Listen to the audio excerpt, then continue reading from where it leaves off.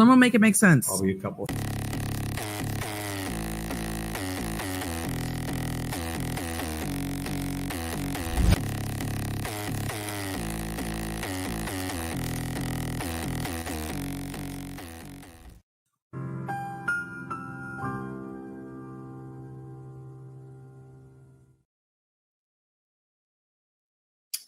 Okay, hello. Can everybody hear me? I am excited for this because this will be the first time I've ever done this. I learned that EDB is going to be late today. I think she scheduled her live stream for like 11:30 or something like that.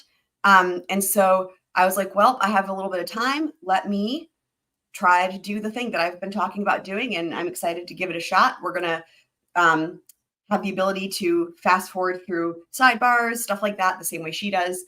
And we're going to start covering this live for this morning. So I'm super excited. I appreciate anybody who's here. This was an impromptu and last minute thing. You guys are probably expecting a recap tonight, although I'm not going to have one ready, unfortunately, but I will have one tomorrow. All right, looks like we are here in court. Let me go ahead and turn the sound on. Hopefully you guys can hear it. Let me know if you can hear and see everything. Okay.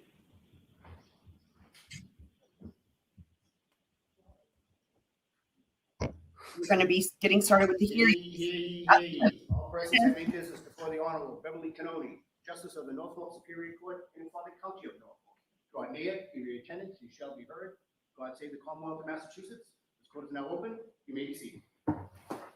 22-117, the Commonwealth versus Karen Reed. Good morning, counsel. Good morning, Ms. Reed. Good morning, jurors. Good morning. So I'm going to ask you those three questions. All right, as she talks to the jurors, I'm just going to say here real quick, I have a new command, exclamation point 22. If anyone wants to pop that in the chat and give that a test out, feel free to do so. It's exclamation point 22, as in the numbers. Everyone said yes or nodded affirmatively. Did anyone happen to see, hear, or read anything about this case since we left yesterday? No. Everyone said no or shook their heads. Thank you very much. May we have Mr. McCabe, please?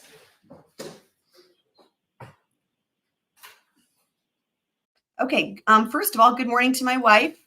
I hope you have your computer working. I don't know what was going on with that, but I hope you have your computer working back and all that.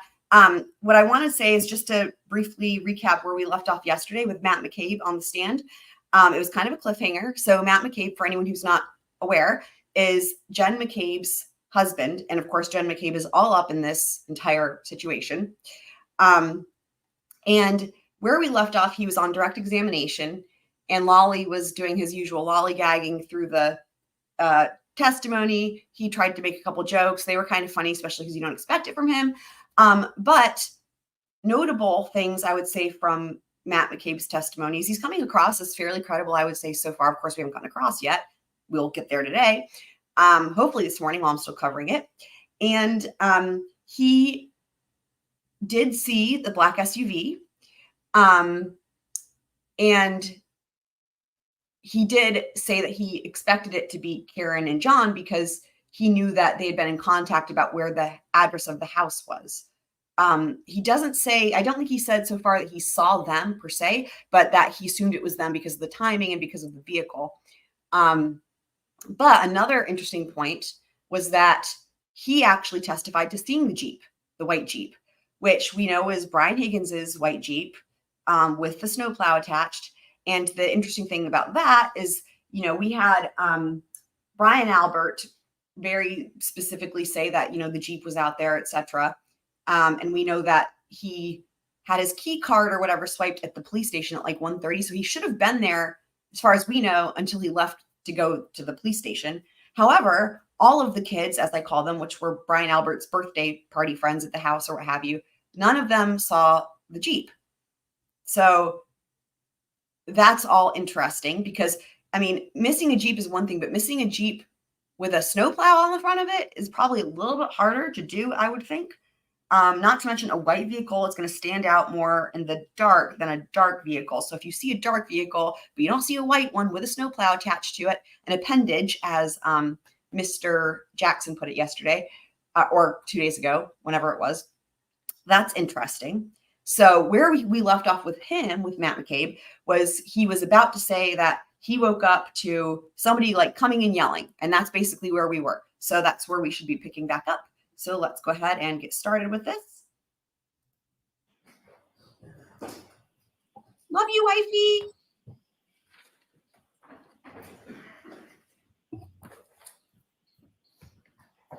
So hopefully anyone that would normally be watching the EDB who, you know, is usually here for the recaps, some of our friends, hopefully they will realize that this is happening right now. I do. Should be in the Discord with the notification as well.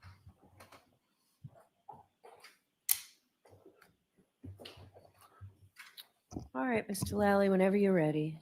Thank you, Your Honor. Good morning, sir. Good morning. Where left off yesterday, you had gone to bed on the 28th, correct? Yes, that's correct. Friday night. And at some point you woke up on the later in the morning on the 29th, correct? Yes, Saturday. Later? I wouldn't say it's later. Or what awoke you on that morning? Yes, I do. Yay, wifey! I Love it. awoke to the screaming of Jen, Jen, Jen. So when I don't know why, but I almost expected him to say I awoke to the screaming of a goat. I woke up, I thought there was somebody in my bedroom. I kind of snapped up out of bed. What the hell's going on? Looking around the room. I mean, it would be interesting, right? Because like there's a whole thing here with people bursting into bedrooms. Like Jen bursts into Brian and Nicole's bedroom, and now he thinks someone's bursted into his bedroom. But I guess, you know, it's considering no one apparently locks their doors, it's not all that weird. Realized my wife was actually on the phone. And the screaming that you heard, how loud was that, sir? It was loud enough to wake me up from a dead sleep. I could hear it. It was loud. Obviously, I was laying in bed and realizing after my wife was laying right next to me on the phone. But it was a loud Jen, Jen, Jen. It was repetitive. And do you know approximately what time that was, sir? Yeah, shortly before 5 a.m. And did you recognize the voice that You know, it's interesting. I did not recognize the voice. And I'm pausing this the same way EDB does because we're a little bit behind the live feed. So we can, as she says, zoom through like sidebars and stuff and catch up to real time various ways. But it's interesting that, and I don't know that I've mentioned this before on the recaps, but it's interesting that in both situations where you have Brian, Albert, and Nicole waking up to Jen bursting into their room, and then in this case, he hears a voice screaming Jen. He doesn't realize at first that it's somebody on the phone. It's interesting that neither of these two households think that someone's broken in or that there's any, they're not afraid. They're not alarmed, which is interesting. Like that there's an intruder or whatever. Which I don't know. That's, you know, it's something to keep in mind, I think too. And as far as that phone conversation went on for, well, let me ask you this first. As far as that phone conversation was concerned, could you hear both sides of that conversation? Yes, I could. And that was based on the volume of the person speaking on the other end, correct? Correct. And eventually, were you able to recognize or identify the voice on the other end of your wife's conversation? Yes, I asked my wife, what the hell is going on? After I woke up and popped up, looking around the room to find out who's in my bedroom, assuming it was a kid, one of my kids screaming. I asked my wife, what is going on? And I could hear her saying, I'm on the phone with Karen. She can't find John. Also interesting there, right? Like And from the another similarity is that was another thing. Sorry for the bad pause there, Mr. Fellow.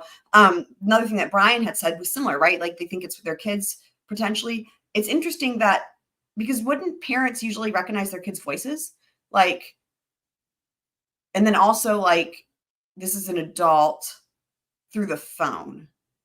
I mean, I don't know. I understand that this was probably very chaotic and hectic and you don't know what's going on, but like, I would think that an adult voice, female voice through the phone, I mean, I don't know. Is that plausible to mistake for your own kid? You know, like, I don't know. What do you guys think?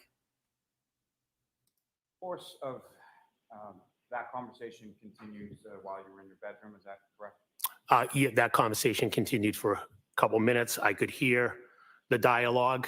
And then again, right back to Jen, Jen, Jen, the repeating of my wife's name again. As far as the dialogue was concerned, specifically from the defendant, Ms. Reed's perspective, what, if anything, do you recall about that?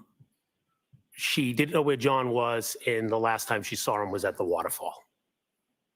And about how long did that initial phone call or that initial conversation between your wife and the defendant go on for? From when I woke up, minute and a half, 2 minutes. I don't know the exact time. That's fair. And after, Give or take. You recall how that conversation ended? Did your wife hang up or? Yes, they hung up the phone. I was laying in the bed. My wife was next to me. And I think my wife immediately called somebody else, was calling friends that lived near the waterfall that happened to be out that evening. And she started making those phone calls. And as your wife was making those phone calls, what, if anything, did you say to her? Objection. What, if anything, did he say to her? Yes. To, No, I'm not going to let you testify to that. Next question. She's going to have to testify to With that. respect to the Hearsay. defendant's statement, the last time she saw Mr. O'Keefe was at the waterfall, what, if anything, occurred to you in reference to that? in reference to her saying she last saw him at the waterfall, I then told my wife, "What are you talking about?" So I'll not what you said, sir, but I think Mr. Lally asked you what you thought, what you gathered from that. I thought she was crazy And why was that? because I saw her vehicle.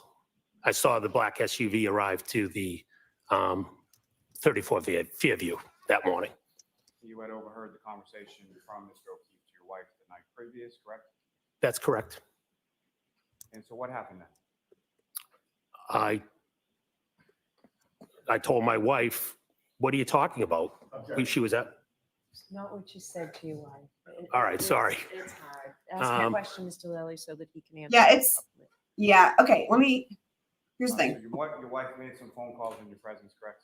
yes, she did. Let me just say a couple things here real quick. I really, it's tough because Lolly's questions are terrible. And we've heard, I think, every witness so far apologize for saying something that elicits an objection that is sustained, thinking it's their fault. And it sucks because it's not their fault. It's the way Lolly's asking the question. And especially when you have someone like this, he seems nervous. And I don't know that he doesn't so far seem to be trying to hide anything. But it looks like it's his first time testifying, which would make sense, right? And I actually don't remember what he said he did for a living. If anyone remembers, you can let me know. Was it IT? I know that Brian Albert Jr. was IT. Anyway, but regardless, he's not, this is a nerve-wracking situation. And so for someone who doesn't have any experience on the stand, and even if they do, the attorney should ask questions properly that won't elicit these hearsay objections. Now, of course, there's always going to be objections, right? Unless it's a Murdoch trial. But in other words, that's what the judge was just, I don't want to say admonishing him, but saying to him, like, ask a question in a way that won't elicit hearsay because it's not his fault. He's answering the question as asked. So let's see how Lolly does, if Lolly's capable of this. What would be for most attorneys a standard request, but for him, it might be a challenge. Let's see. And following those phone conversations, what, if any, other conversations did you have with the defendant that night? There were multiple calls. I don't recall what calls were made, what time, but the next call, we were informing the defendant that, wait, we saw your car. We saw you come to 34 Fairview. You guys were there. And I heard the response of, I don't remember. I don't remember going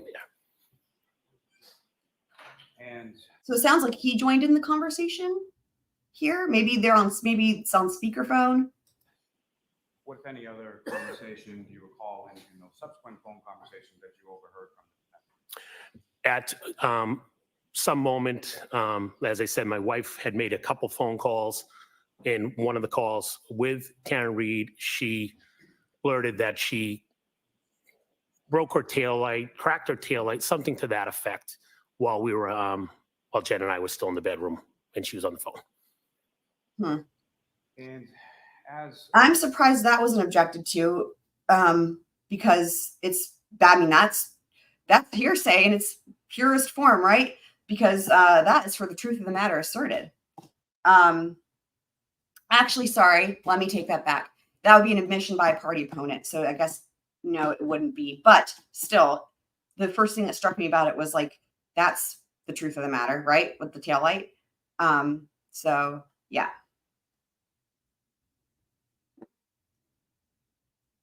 your wife, and you were in the bedroom and your wife is on the phone, what, if anything, were the two of you doing? After my wife had made a few calls, we were completely confused on where the hell John was.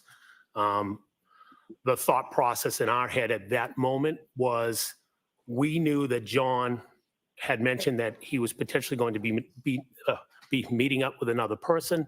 So we called that individual, my wife called that individual to see if by chance, again, confused, left at the waterfall.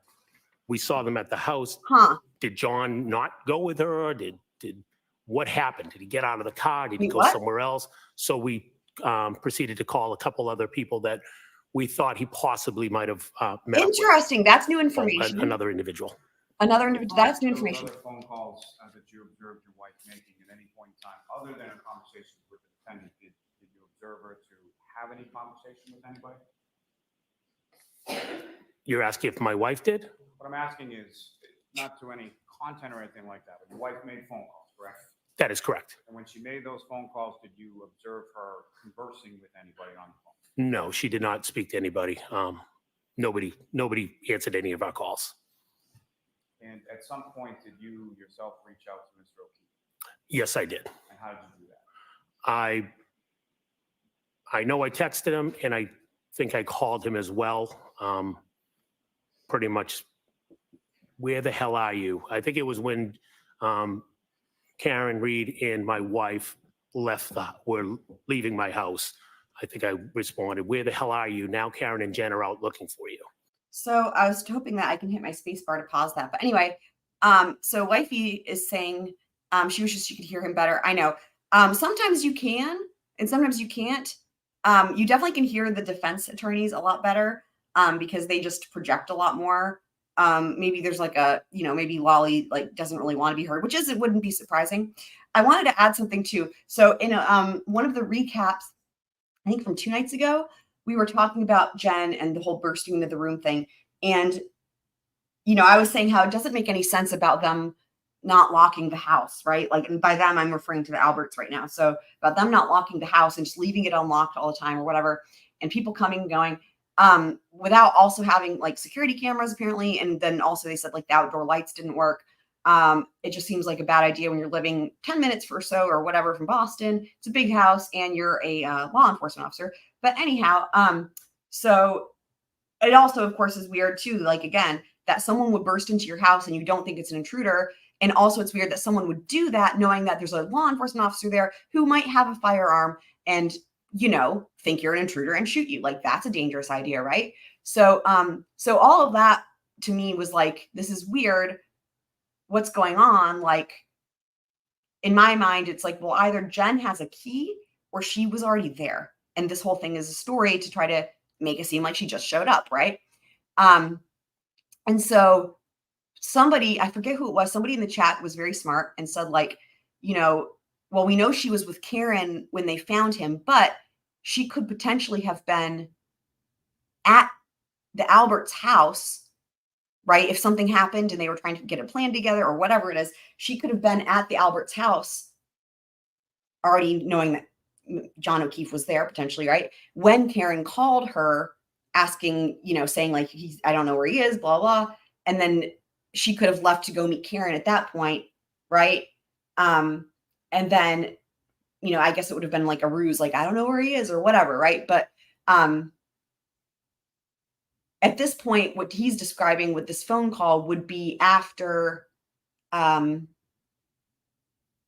guess this phone call would be the phone call in question when Jen McCabe gets that call from Karen. So I think this is interesting because this potentially, the point of this testimony, right? And it's harder to evaluate its legitimacy or its truthfulness until you get to cross with every single one of these witnesses. It's been like that, right?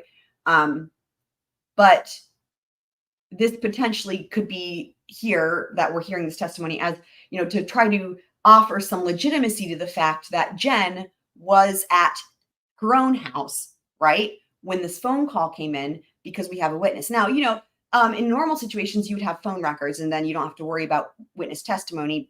You can rely on that. However, of course, nothing's normal in this trial or with this investigation. So we're relying on her husband who, the jury can evaluate if he's biased or not, right? We got a lot of people that look like they're covering for each other. Is he covering for her? In other words, I just wanted to remind anyone who's watching that we talked about the potential. There's a potential that maybe she wasn't home, right, when she got this phone call, and that instead she could have been, like, maybe she never, like, she might have left the Alberts house and dropped those girls off or whatever, and then came back and they were still awake. Because again, just this all stemmed from the idea that the thought that she just burst into the house and the house was unlocked. All this is so far-fetched to me that it seems like it's trying to cover up for another lie. And covering the Murdoch trial and deep diving that, we got really used to being able to kind of spot those types of lies and the strategy behind them. So it's just something to keep in mind that this phone call would be important testimony to place her at her own house when it came in versus elsewhere, like potentially maybe at the Albert home still. So wifey's asking a question here, trying to figure this out. John was at the Alberts house. Right. Well, so based on what's coming into the trial, no one's actually seen him at the house so far. The closest we've got is this witness who says he kind of assumed it was John because he saw a black SUV come up and he knew that John and Karen had been texting his wife, I think, or calling about where the address of the house. And so he kind of assumed, like, naturally, like it would follow logically that it was them, but he didn't see either of them. He just saw a dark SUV, which is what everybody keeps saying, a dark SUV. Also to keep in mind, there's a lot of dark SUVs in this trial. Like, everyone in the Albert family also has dark SUVs. So there's that. But yes, so we know he was at the house. The way we know he was at the house is because that's where the body was found, right? So I'll start with that part. Right. Well, a lot of people are lying by omission. I think he also potentially could be lying by not omission, which is he could be lying by saying his wife is there in bed with him, right? To give her an alibi. Potentially, just speculation, which it wouldn't have really even occurred to me were it not for the fact that this whole thing about the Alberts leaving their house unlocked is weird. And the other thing too is, like, so this phone call, timeline wise, if we're just going off of this testimony, right? This phone call would have had to have happened before Jen showed up at the Alberts house. So the way that they're trying to portray it, right, is like his wife, Jen, they're both asleep. She gets this phone call, which is weird because nobody else answered their phone, right, with these calls anyway. But she answers it, apparently, and it's Karen. And then ostensibly what would happen next is she leaves and meets up with Karen to go look for John.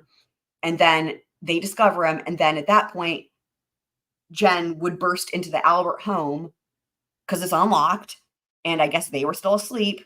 And then that was how they woke up. So either way, this phone call, if it happened or whatever, would have to be before Jen comes, quote unquote, bursting into the Alberts bedroom, not even just their house, sorry, their bedroom. Let's just be specific here to say, like, blah, blah, he's missing or whatever it was. And then they're all like, what, Now, this guy, I don't believe has a law enforcement background. I can't recall from yesterday what he said he did for a living. But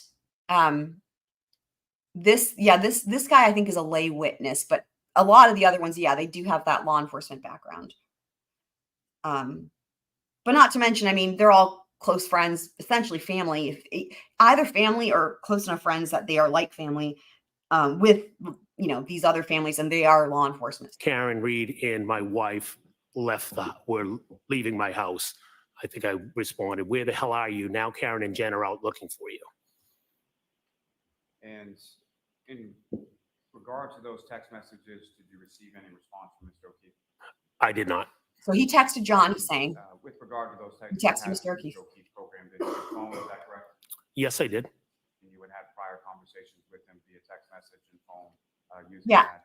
I mean, numbers absolutely. that were programmed into your phone. Yes. So Absolutely. what was the text? Absolutely. Phone Yeah. call that you placed to Mr. O'Keefe, did he answer? Did you speak with him at all? I did not speak to Mr. O'Keefe. Now, at some point, do you and your wife proceed downstairs? My wife proceeded downstairs. No, Wally, they I stayed in their remained bedroom. in They're the still there bedroom. now. And what is the next thing that you remember occurring that moment? Well, I was getting dressed. I put my jeans on. My wife went downstairs. She was going to make a coffee. My wife and I were proceeding to Really? leave. We were going to leave our house and make a drive to the house of the gentleman that my wife was calling that we possibly thought John Interesting. could have met up with. So that's the person that this was new information that he just gave us a few minutes ago that we don't know who this person is yet, but this is new information to us that there potentially was someone else John was talking about meeting up with. I'm really curious who this is. Is it Brian Higgins? I wonder. That would be interesting, wouldn't it? Clearly he was already told that he can't mention the person's name because otherwise it wouldn't be natural to avoid it like this.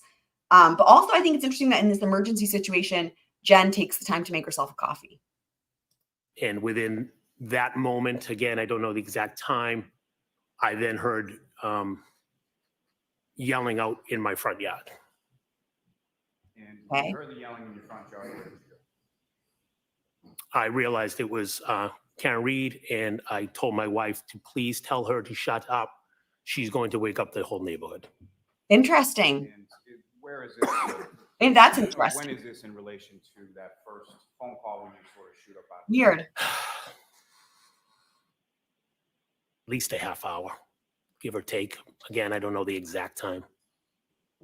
Now, at any point after you hear the yelling out front, you hear I mentioned this yesterday, but this would be an example of one of the reasons why in this trial there's a lot of unique things. But one of them is that there are elements of this trial where it might actually be advantageous for Karen to take the stand because there's a lot of this information that's being offered for the truth of the matter that's important, these factual details that some of them, the only other people who could verify them would be Karen or John. And so this would be an example of that. Like he's saying that Karen showed up at his house. Like again, unless they pulled telemetry from her car or phone records, we haven't seen any evidence that any of that was done. So I have no idea. But barring like that, right?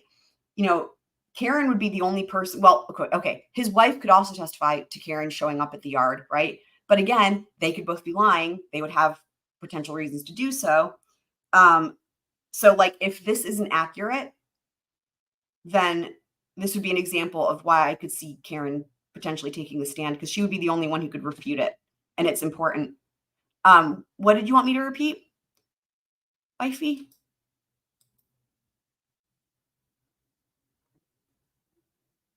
What I was just saying was like that about Karen taking the stand, like usually that's not something that is going to be recommended, but that in this case, I could see there's been some other details that we pointed out, some of those last night in the recap too, some details where she would be the only person apart from John O'Keefe, obviously, that could verify or refute some of these important factual details that are being offered by people who have every reason to kind of lie for each other or whatever, like it's rare that you see this where it would put a defendant in a position where they really might need to testify, especially when you have such a botched investigation to where the normal evidence that would be collected, like, cell phone data, right, or the car's telemetry, what have you, like either may not have been done or could be corrupted in some way. Normally you could rely even on that where the defendant wouldn't necessarily be encouraged or feel like they need to testify. But in this case, I wouldn't be surprised because so far there's been a lot of different really important factual details that only she could testify to, or, you know, refute. Oh, what the dude said that I found interesting, that he says that John O'Keefe, this is the first time we've heard this from anybody in this trial, that John O'Keefe had plans to potentially meet up with somebody else. So there's a mystery. He's not naming the person. So he's been told clearly not to name them. But he's saying that John was talking about meeting up with somebody, an individual. Sounds like maybe it was a guy, although he's not being clear about that. He's being vague on purpose, but that there was somebody else that John might've been meeting up with. And I was wondering, like, could it be Brian Higgins? Like, is that who he's referring to? But we had not heard that from anybody yet, that there was discussion in this trial anyway, that there was discussion of John meeting up with another person. And it sounds like it's somebody who wasn't at the house or who wasn't involved in that whole hangout. So it would sound from what he was saying, like the plan was like Karen was going to drop him off, but then he was going to meet up with some other person. So that's important. The defendant yelling out front. What was she yelling at that point? She again repeated, Jen. She for some reason kept repeating my wife's name. I don't know if she got all the way to my doorway or my wife walked out, but my wife had said, I was actually relieved because I was like, not thinking what happened to John happened to John. I was just thinking he was on somebody's couch. So I was like, good, I'm not going to look for him, thinking my wife was going to go. My wife said she's going to go with Karen to go find John. Here's my take on this. At any point in time, Here's my take on this. He's doing this as a woman freaking out or being emotional when everything's fine. Because he said that he wanted his wife to go tell her to shut up. He said, like, that was his words, to shut up. She's going to wake up the neighbors. And he's like, oh, good. Now I'm not going to have to go and look. Now, I'm not trying to say that he doesn't care about John O'Keefe, because he's so far is not being as rude about John as others have been in this trial, like the Alberts. But it would make sense if he really thinks that John's asleep on someone's couch. And I think we did hear that from somebody else as well, that they thought the same thing, right? Because they'd all been out drinking and then the snow was coming in. So it's plausible that he just was like, yeah, maybe it's much ado about nothing. that morning when the defendant arrived at the house, did you actually go outside or look outside? I did not go outside. I did look out the blinds of my bedroom window, which is the closest to the driveway. Interesting. What, if anything, did you see when you looked out the blinds? Saw Karen's car in my driveway. Did you see the defendant Ms. Reed anywhere outside as well? Fucking hell. I don't recall physically seeing her. Amazing. There it is. I called that, right? It's like, this is a half story. It's like, man, no one's physically seen her anywhere. No one's seen her at the Albert house. They just see the dark SUV. Same thing here. This is interesting. Same thing here. And again, there's a lot of dark SUVs in this case. But it's interesting because he made it seem like he was sure it was her, but now when he's asked directly if he saw her, he's not going to go so far as to say that, which is really interesting. Because remember, I'm wondering, like, is this whole thing kind of a story to give Jen a potential like alibi or to confirm her whereabouts being at the house? That's just speculation. But at this point, we have so little information from the prosecution. We have nothing. We have no evidence. So, I mean, they're not piecing anything together for us. They have no theory that we've heard of for the case. So anyway, I feel like it's not all that much of a stretch to try to figure out what the hell's going on, if you guys catch my drift. I saw the vehicle. I don't recall seeing her. Well, he saw the vehicle, but not her. Any physical contact as far as seeing her. Dude. Any concerns? So at this point, my opinion is changing of his testimony being interesting. Like by interesting, I mean, it's changing from more on the credible side to some red flags, because didn't he already say that, like, I don't recall if he specifically said that she came out in the yard, but like he heard her voice yelling Jen really loudly. He gave me the impression prior to this that he saw her, and now he's saying he didn't actually see her. Let me know if you guys got a different impression, but in reference to your wife going out with Ms. Reed at that particular time.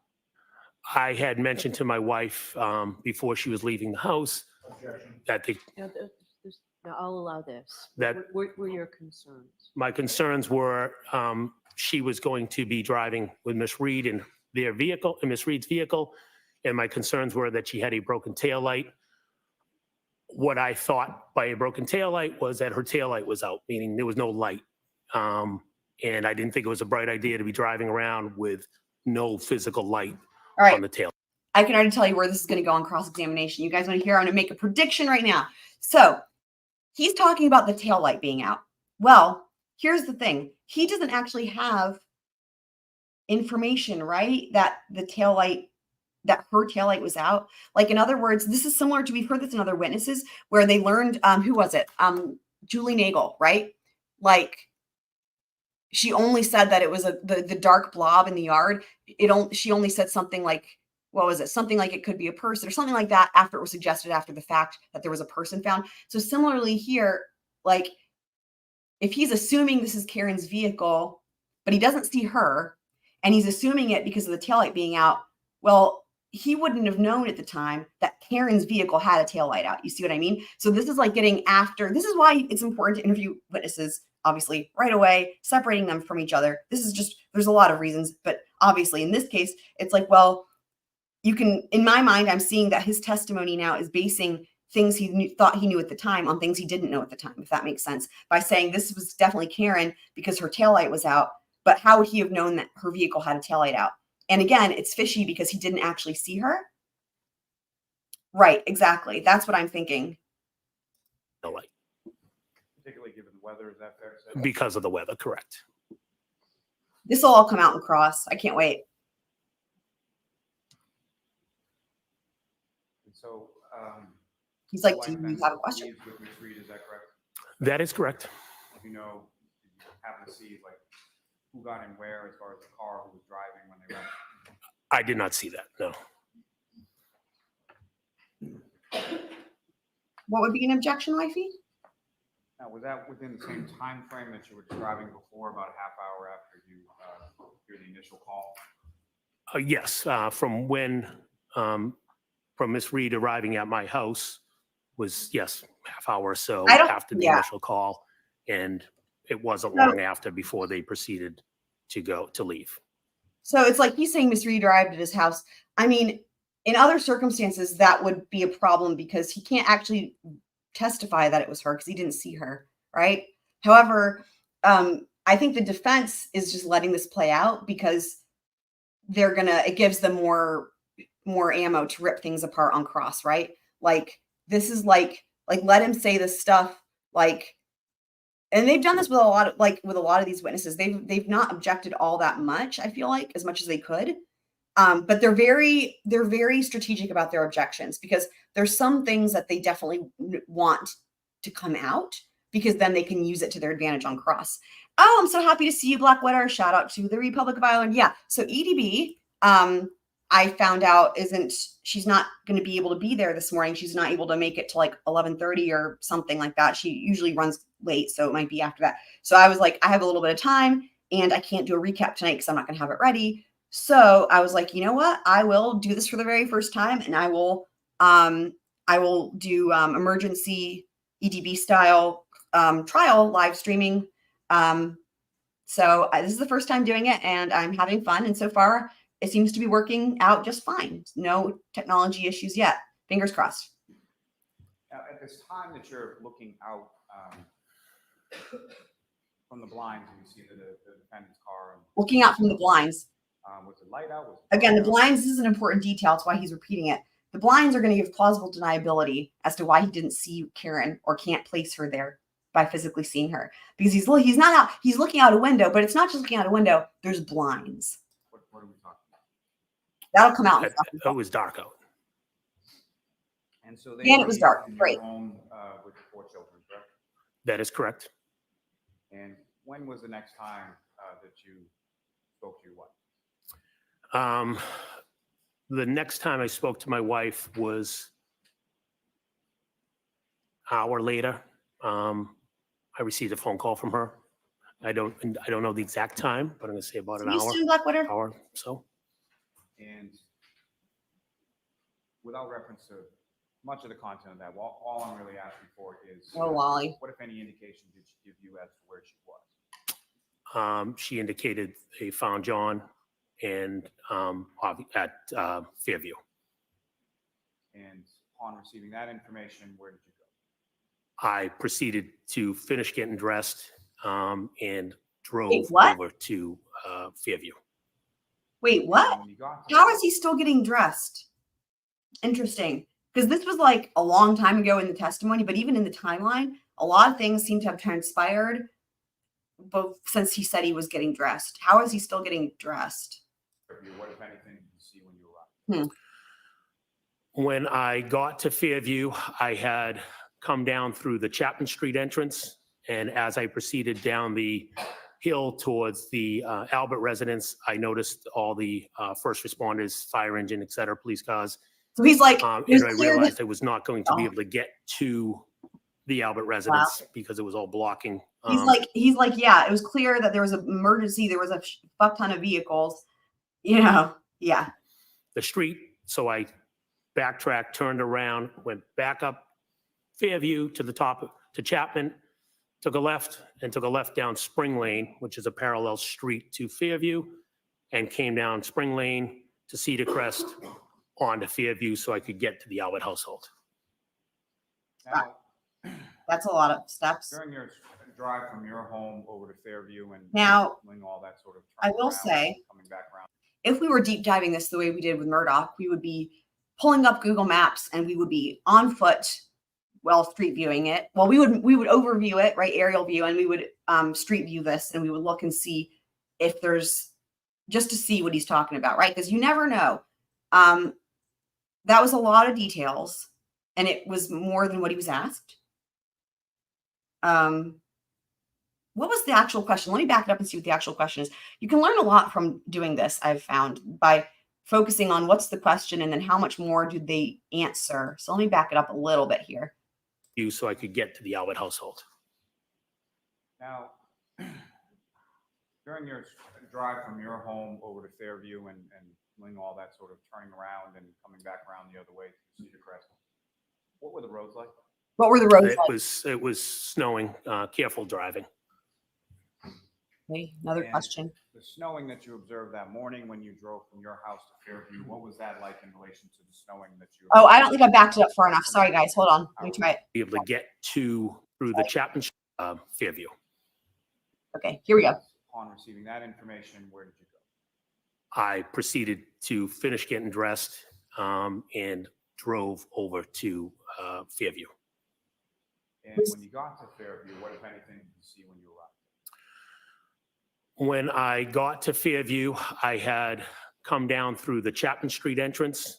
And as I proceeded down the... All right, the question was, when you got to Fairview, what, if anything, did you see when you arrived? He didn't ask, how did you get there? Or was there anything that made you turn around? He said, when you arrived at Fairview, what, if anything, did you see when you arrived? And let's continue hearing his answer. Hill towards the Albert residence, I noticed all the first responders, fire engine, et cetera, police cars. And I realized I was not going to be able to get to the Albert residence because it was all blocking the street. The rest of this, they could object to, no question pending, because he already answered the question with what he saw when he arrived. He saw a bunch of emergency vehicles. That answers the question, but now he's giving a narrative to what happened next. So I backtracked, turned around, went back up Fairview to the top to Chapman, took a left and took a left down Spring Lane, which is a parallel street to Fairview, and came down Spring Lane to Cedar Crest onto Fairview so I could get to the Albert household. Now, during your drive from your home over to Fairview and doing all that sort of turning around and coming back around the other way to Cedar Crest, what were the roads like? It was snowing, careful driving. And the snowing that you observed that morning when you drove from your house to Fairview, what was that like in relation to the snowing that you observed when you were driving home from Fairview hours before? Much thicker snow. Yeah, more much snow? on That the happens ground, when much it's more snow snowing. to wipe off my car. Wally with the snow, I swear. And again, I had to drive slow. Now, when you come around to sort of the other side, as far as the first responders, you mentioned police cruisers and a fire truck, is that right? Yeah, there might have been an ambulance there as well, but yes. I was wondering who's going to talk to the ambulance. Specifically seeing an ambulance? The point of this, I do recall seeing an ambulance. I don't know if I saw it when I came down or if I saw it when the reason I was thinking to myself, I wonder if he's going to mention an ambulance is because this will this is important as to did he actually see the body or not, right? Because we heard a lot of people talk about the fact that John O'Keefe was already gone to the hospital when they arrived and stuff like that. So anyway, the ambulance matters, right? In terms of did he actually see the victim? Because as we know, there were no measurements taken. It would actually be great to have another witness who actually is, if we have a witness who's credible and honest, who actually could testify to seeing what was going on with the victim, right? Before he was taken away to the hospital. Eventually parked the car, but I do recall seeing Parked the car at the sidebar. And when you parked the car, where did you go? I proceeded on to Fairview, and I parked the car along the side of the road because Side of the road, shout to there the was rock. another vehicle in front of me. I Okay. believe the other vehicle might have been blocking the driveway, but there was another vehicle right on the side of the road as well. Now, in addition to the other vehicles, as far as cruisers, fire truck, or whatever from first responders, what if any other vehicles, or who, if anyone else, did you see outside the house? It ended up being Kerry Roberts' vehicle was parked as I was Who's at that? the driveway. So we've heard this name a little Yeah, bit. the Ford Explorer, I think it was. And again, without any reference to the content of the conversation, did you have any conversation with Ms. Roberts at that time? Yes, I did. Did you know Ms. Roberts at that time? I knew who she was. Didn't really have a relationship with her, but I knew who she was. And how did you know who she was? Friends through the town. She did live in the Ponkapog neighborhood, though I believe she moved in and we moved out shortly after. I don't know the actual time period. Her kids were a couple of years younger. One was 1 year younger than my child, so I knew who her child was through being the grade beneath my youngest child through soccer. And just to be clear, when you talk about the Ponkapog neighborhood, that's where you used to live on Sutcliffe and where Mr. O'Keefe used to live in the house that was the fur pusher. Yes, that's correct. So then, after your conversation with Ms. Roberts, about how long was that conversation? Oh, that was a brief conversation. She informed me that she was going to pick up the, she informed me Karen was going, she was dropping Karen off back at the house. She was going to the hospital and she was going to pick up John's parents in Braintree. I told her I would come with her to pick up the parents. Like I said, the road conditions were pretty bad. And, just for safety reasons, I thought I would go with her, help her, go pick up the parents. She informed me that Jen was in the house. Jen is waiting to be interviewed by the police. So where did you go from there? I then proceeded to the front door of 34 Fairview. And when you got inside, who, if anyone, was inside when you got? When I got to the front door, it was my wife, Brian Albert, Nicole Albert, and Officer Lank. And when you came in, can you describe, starting with your wife, Jennifer McCabe, can you describe her demeanor when you first came into the house? Shocked. Just face was drawn, just kind of in awe. All three of them were just looking like, with a drawn face of, I'm walking and going, what the hell is going on?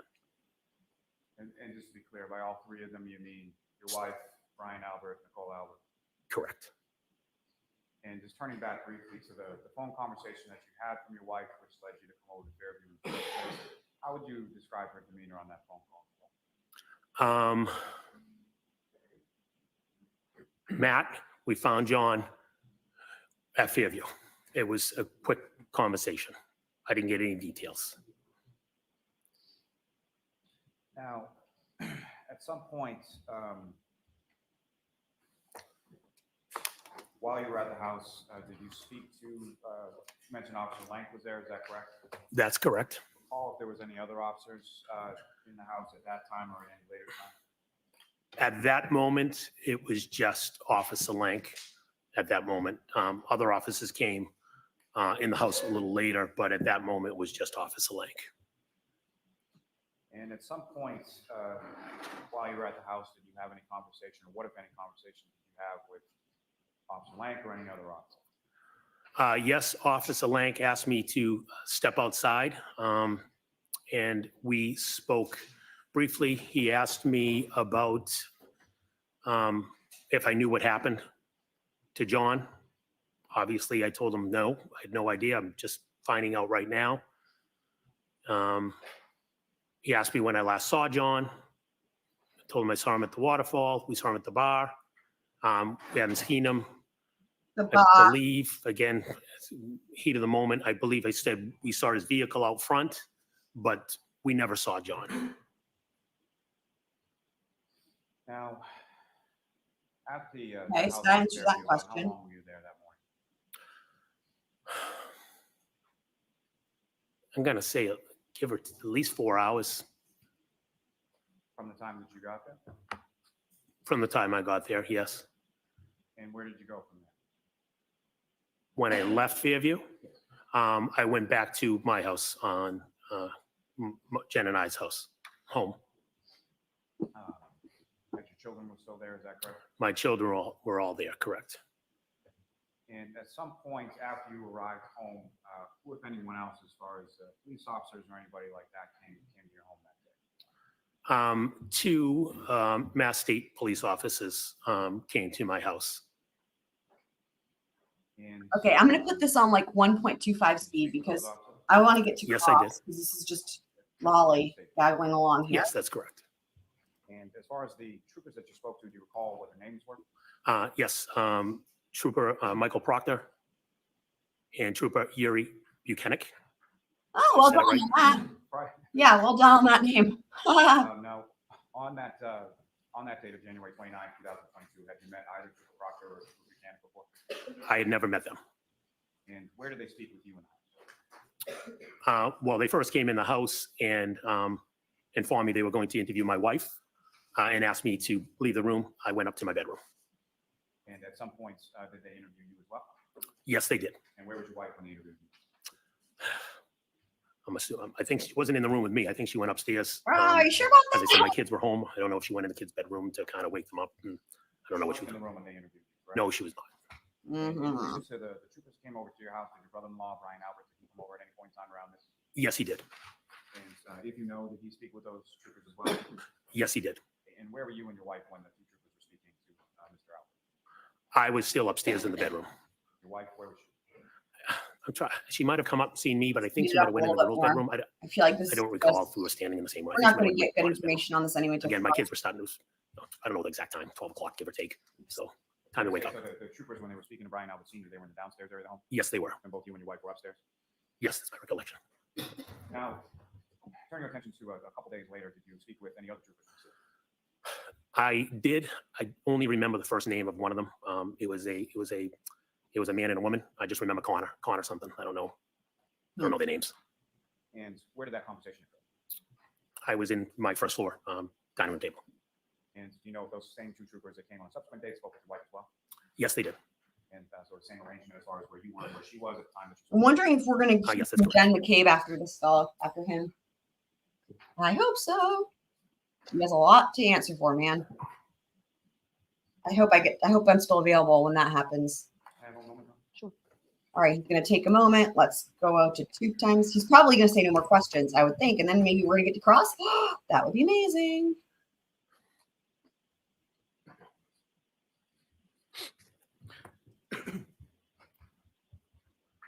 Just briefly, sir. So, describing your wife's demeanor, you described her to sort of be in shock. Is that correct? Yes, that's correct. Not Have you yet. seen your wife display that kind of demeanor before, or have you seen your wife in sort of crisis mode over the course of your relationship and your marriage? I've seen her in crisis mode. I'd call it crisis mode. I mean, they could Just probably about object to 3,000. relevance here, I would think. Typically, how would you describe how she handles You situations know. like that, or what her demeanor is in those types of situations? She is very calm. Very calm. And when this is clear for the jury, so when Okay, I have problems. in regard to sort of- I have problems. I have big problems here. Because you know what, dude? The Alberts, remember I said that with the Alberts, the way that they describe, or the way Brian Albert we talked about this last night, so it's fresh in my mind. The way Brian Albert and Nicole also, but referring to last night's recap, the way Brian Albert describes Jen bursting into their house. Nicole uses the word bombing into our bedroom, and he says bursting into our bedroom, but he describes her as hysterical, distraught. She needed a lot of consolation, right? That was why he keeps saying he was at the house for the interviews, right? Is because he wanted to support her, and this was a tough time. And he makes her out to be really hysterical, right? Because I commented on this last night, and I even said it'll be interesting to see when Jen takes the stand, if that's how she, if she gives that, if that comes across when they talk to her about this. But I didn't even think about the fact that, of course, with her husband, I didn't expect this question. But he's completely refuting and contradicting what the Alberts said. He's saying she would be calm. Again, this just goes to the fact that there's a lot of questions that I have about this whole story about her bursting into the bedroom and that with the house being unlocked, right? And then the whole thing about her being so distraught and hysterical and stuff. I mean, oh man, I hope they bring that up on cross. I'm sure they will, but that's just something to keep in mind. What types of scenarios, what types of incidents are we talking Well, Previous deaths of my parents, my brother. She's the one that can get in the room, sit, relax, hold their hand. I believe this. Make them feel comfortable. I believe this from She's much him. more. I can't do that. She's much more. So she's done that with my family, and I believe this from she's also him. done that with our neighbor. I believe this from him. I don't believe the testimony from the Alberts. That's where I'm at with this right now. about? Thank you, sir. all right, Mr. Yannetti? Yay! Fuck yes. Cross, guys. We're at cross now. Let me put it on normal speed. Excellent. Now we should be here better. Good morning. Him. All right. Yes. I'd like to start Bravo. by discussing January 22nd, the week prior to January 29th. Do you remember that Saturday? Yes, I do. You had been at one of your daughter's hockey games that day?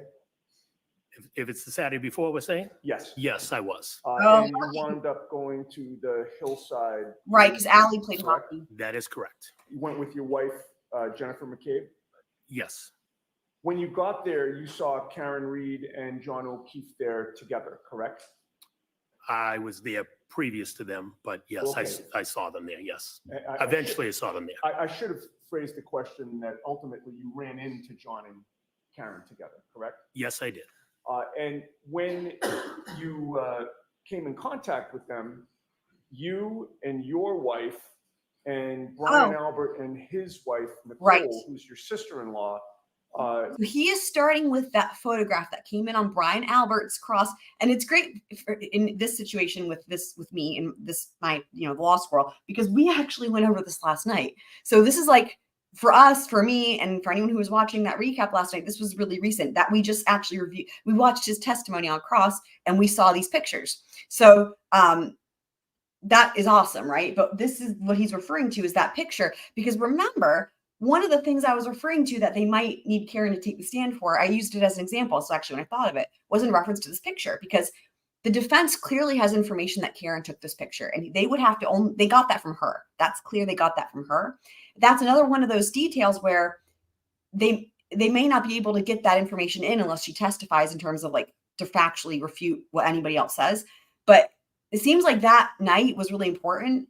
And I think it's going to, the dynamic of the relationship between maybe Brian Higgins and John O'Keefe and Karen Reed and all this, right? But they were there. The McCabes were there. So I'm sure he's going to be getting to what was going on. And then he's probably going to ask them who took the picture. It'll be really interesting to see what he says. hung out with Karen Reed and John O'Keefe, correct?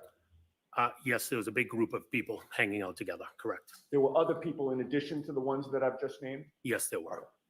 So you were with John and Karen for maybe around an hour or so that night of January 22nd? I'd say, I don't know exactly what time they arrived, but yes, I'd say they were there for at least an hour.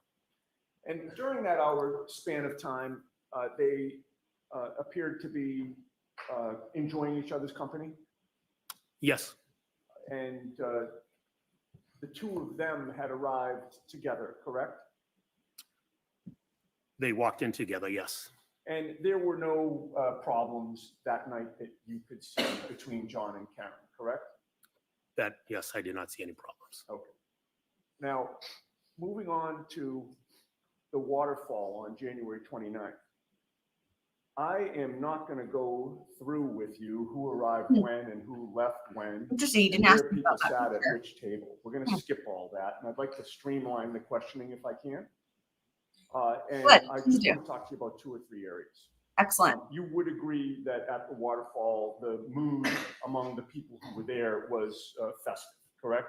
Festive. Yes, that's correct. Everybody appeared to be happy and enjoying themselves, correct? Nobody was Everybody was country enjoying each other's fighting. company. Correct. Specifically with regard to John O'Keefe and Karen Reed, they appeared to be quite happy that Kaylee had been accepted into Bishop Fian, correct?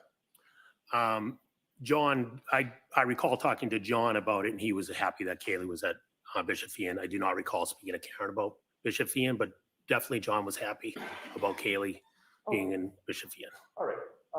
You have previously testified that they were both excited about that, have you not? If I did, I did. I just know that John mentioned he was out because he was excited about Kaylee being at Bishop Fian. If I looped them both in, then they both were happy. I don't remember what I said when I said it. I didn't put it this way. I didn't see her. She wasn't happy about it. Does that make sense? Yeah, well, I'm just going by your words, sir. As far as you could see, they were both excited about her acceptance, correct? Yes, yes. And they had just found out the previous day or so, correct? I don't recall what day they found out, but I know that John had mentioned he had went out for some beers. He was excited because Kaylee got into Bishop Fian, and he mentioned he was out with another one of his friends whose daughter also got into Bishop Fian. Right. And it appeared to be new news, correct? Oh, yes. It was news they were waiting on, yes. Right. You hadn't heard it before. This is the first that you heard it, correct? I don't know if I heard it, if a kid had already leaked it the day before or that day, but first I heard it from John. Interesting. But it was clear to you that it was really important to John O'Keefe that Kaylee get into Bishop Fian and go there, correct? They applied. He was excited for her to go there. And it was clear that he believed it was an achievement for her, correct? Yes. And you could glean also that John O'Keefe felt like it was an achievement for him as well, correct? Objection, Your Honor. Could you glean that from him? Interesting. He was happy that she got in. I don't know what if he felt it was his achievement. He was happy for I people. wonder if this is going to have anything to do with the sports He was teams doing there, right like by his hockey sister's or daughter, basketball. correct? I don't know what that means. I can go to any school and do right. All right. In any case, everything seemed good that night. Everything was good. There were no arguments. There were no arguments that I saw. John was drinking beer, In my recollection, yes. and you had previously testified that you saw Karen was drinking some type of clear liquid that you assumed was some type of vodka drink, correct? That is correct. He drinks a And- whiskey but drink, you didn't drinks a think that they vodka were drink, drinking much, drinks a something correct? drink, drinks a cider drink. At the waterfall? No, they were only there for an hour. So Right. And they got there around 11, correct? give or take, yep, 11-ish. And that bar is pretty strict about last call, correct? That is correct. And you spoke with both of them during the course of the night, correct? Yes, Neither John nor Karen was intoxicated in your view, correct? Objection. Why are you objecting? Everyone else has answered that. they were drinking. I don't know what the guideline of intoxication is. Oh, but they that's were why. drinking. Okay, he objected because it's vague. In other words, he should have been like, were they, Before the stumbling, grand jury specific. Another. regarding this matter on April 26th of 2022? He's gonna impeach him. That's why he used that word. Okay. You have that, and I don't recall my question. My guess is the reason he used the word intoxicated instead of more specific examples like with other witnesses, such as were they stumbling, slurring their words. My guess is because this witness used the word intoxicated in a previous testimony with the grand jury, and he's going to impeach him. I think that's why he used that word. That question specific, but yes. Right. Well, I didn't ask about the questions. I just asked if you recall testifying before the grand jury on that date. I don't remember the date. I recall testifying before the grand jury. Oh, if I suggested to you that it was April 26th of 2022, would you quarrel with that? That was, no, did you say would I quarrel? Yeah. No, it was definitely around that time. Okay. And at that grand jury presentation, Mr. Lally was there, correct? Yes, So this None is of the the defense grand team jury, was not there, the correct? federal. no, Karen Reed was not there, correct? no, And there was no judge there, correct? no. And April 26th was approximately 3 months after January 29th of 2022. Yes, Is it fair to say that your memory about whether or not John and or Karen was intoxicated Here it would have goes. been better on April 26th? Yep, I of called it. I called 2022 it. Than it would be Here we today? go. We're going to get a statement about that. Let Not me yet. approach her. Oh, they're going to approach about it. Right, I'll see you. Interesting. There's feel free to stay. Interesting. I mean, I don't know why Lolly is making such a stink about this when everybody's already been like, yeah, they weren't, whatever word they use. They weren't drunk. They weren't stumbling, whatever. Like, this isn't really being contested yet. So I don't know. Let me zoom, as EDB would say, and see if we can catch up here a little bit past this sidebar. Drive the car to the sidebar. Ah.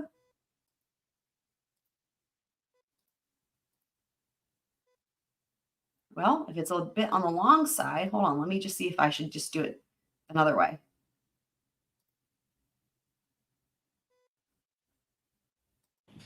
Okay, perfect. Here we go. This is a great way to do it, huh? See? Yes. I had just asked you if your memory of your observations of Karen Reed and John O'Keefe from January 29th would have been better on April 26th of 2022 than it would be today. yes, I think that's fair to say. And that's because your memory doesn't get better over time, correct? I don't know. I would say it's fair to say, yes, my memory would be better He's being that day. abusive about this, but this is like a And basic question. On that Huh. day, you were asked by Mr. Lally, quote, did either of them Here it comes. Here it comes. strike that? I'm going to go back to the previous sentence just to put it in context. Yes, do it. The previous Do it. sentence was from Mr. He's a Lally. teacher. Obviously, you've had social occasions with Mr. O'Keefe and Ms. Reed before, correct? And your answer was, oh, yes, right? Objection, Your Honor. What is the objection? There's no. My answer is yes. I Yeah. had previous, I don't know if I said, oh, yes, but my answer was yes. He's Of got course I had points. Uh, previous relationships with them. Got the I'm sorry, I transcript. cut you off, sir. I don't. I'm saying, of course, I had previous relationships. And the question that I wanted to direct you to, just He to does not look like he put it in wants. context, was did either of them, speaking about John and Karen, on this particular evening seem sort of overly intoxicated to you? Do you recall that question? I don't recall the specific question, but Yeah, he's that's the got. Don't question. worry, he's got And the your answer transcript. was no to that? This is what's going to. Yes, if that's my answer, then it was no. In terms of whether you can confirm that that was the question and answer, if I showed you the transcript, would that refresh your memory? Yes, of course it would. This is 2103, lines 13 to 15 for council. And I didn't ask permission, Your Honor, I'm sorry. Did either of them? So yeah, Thank you. does that refresh your recollection? Having reviewed that transcript, did I get the question and answer correct? Yes, you did.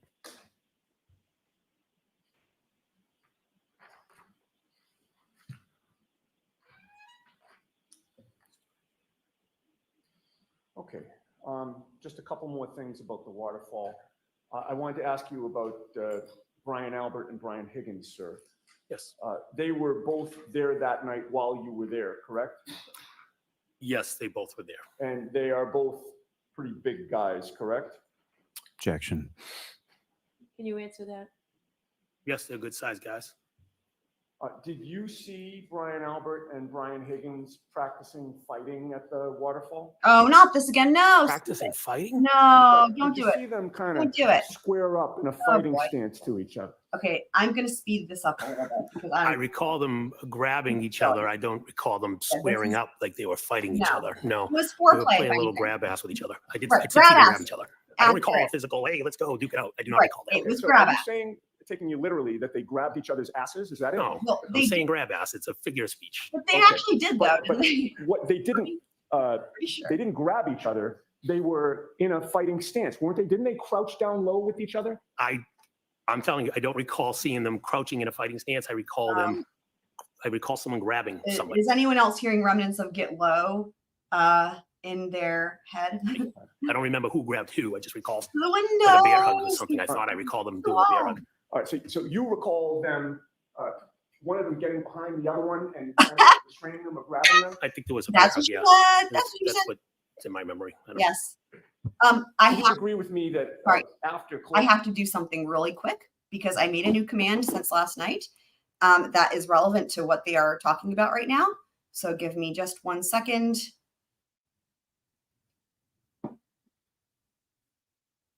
So we have this command. Nightbot is having a little nap, it looks like. Come on, little guy.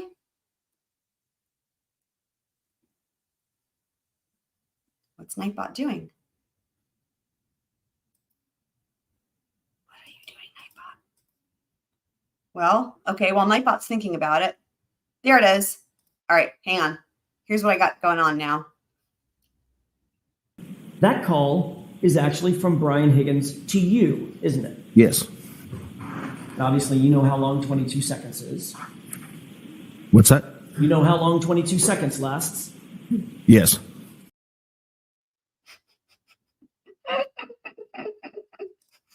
So we're at this point of this testimony where, you know, the grab ass and just a little bit of foreplay between two fellas never hurt anybody, right? You know. Closing time, Brian Albert and Brian Higgins were two of the people who went back to 34 Fairview Road, the Albert home, correct? Yes, that's correct. Oh, good. Before everyone I hope left, he gets to before you the- left, I hope he it gets. was announced around the table that everyone was welcome back at Brian Albert. And I hope he Nicole Albert's asks who house, the other correct? person is that John had plans with. Karen Reed and John O'Keefe were both there when that invitation was announced, correct? Yes. And you would agree that it was expected that Karen Reed and John O'Keefe would go to the Albert home that night, correct? If they wanted to come, they were welcomed. Yes. And that plan would have been for them to go inside the Albert home, correct? No, they were going to hang out in the Yes. yard by themselves. Do you recall what time you left the waterfall? I left the waterfall after midnight, Don't go give or take chase 12:10, waterfall. 12:15ish. I don't know the exact specific time. Well, a little before 12:15, but definitely 12:10ish, 12:15ish in there. And you were one of the last to leave. Of the course it waterfall? was. Good old Yes, as I had mentioned, good old 12:15 Nicole timeline. Keefe and I walked out together from the waterfall. Your wife, Jennifer McCabe, had walked out of the bar physically before you did, correct? Yes, that's correct. And you actually met her in the parking lot? We saw that. She was already in the vehicle in the parking lot, correct? She was lurking weirdly in the parking lot, remember? And she was like, "Hey, I got a surprise." It was all weird. Yes, that's correct. All right. So I'm going to ask you about. I'm gonna pause this so I can say that because we actually haven't. That was the first week of testimony that we heard about that, and that's actually important here at this juncture because this is going to their plans, right? Remember, just to refresh y'all's memory, there's that creepy video from the parking lot where the flag was in the way initially, where Jen is lurking kind of there after they're leaving, and it's weird, right? It gave me some weird vibes, but we know from the Mrs.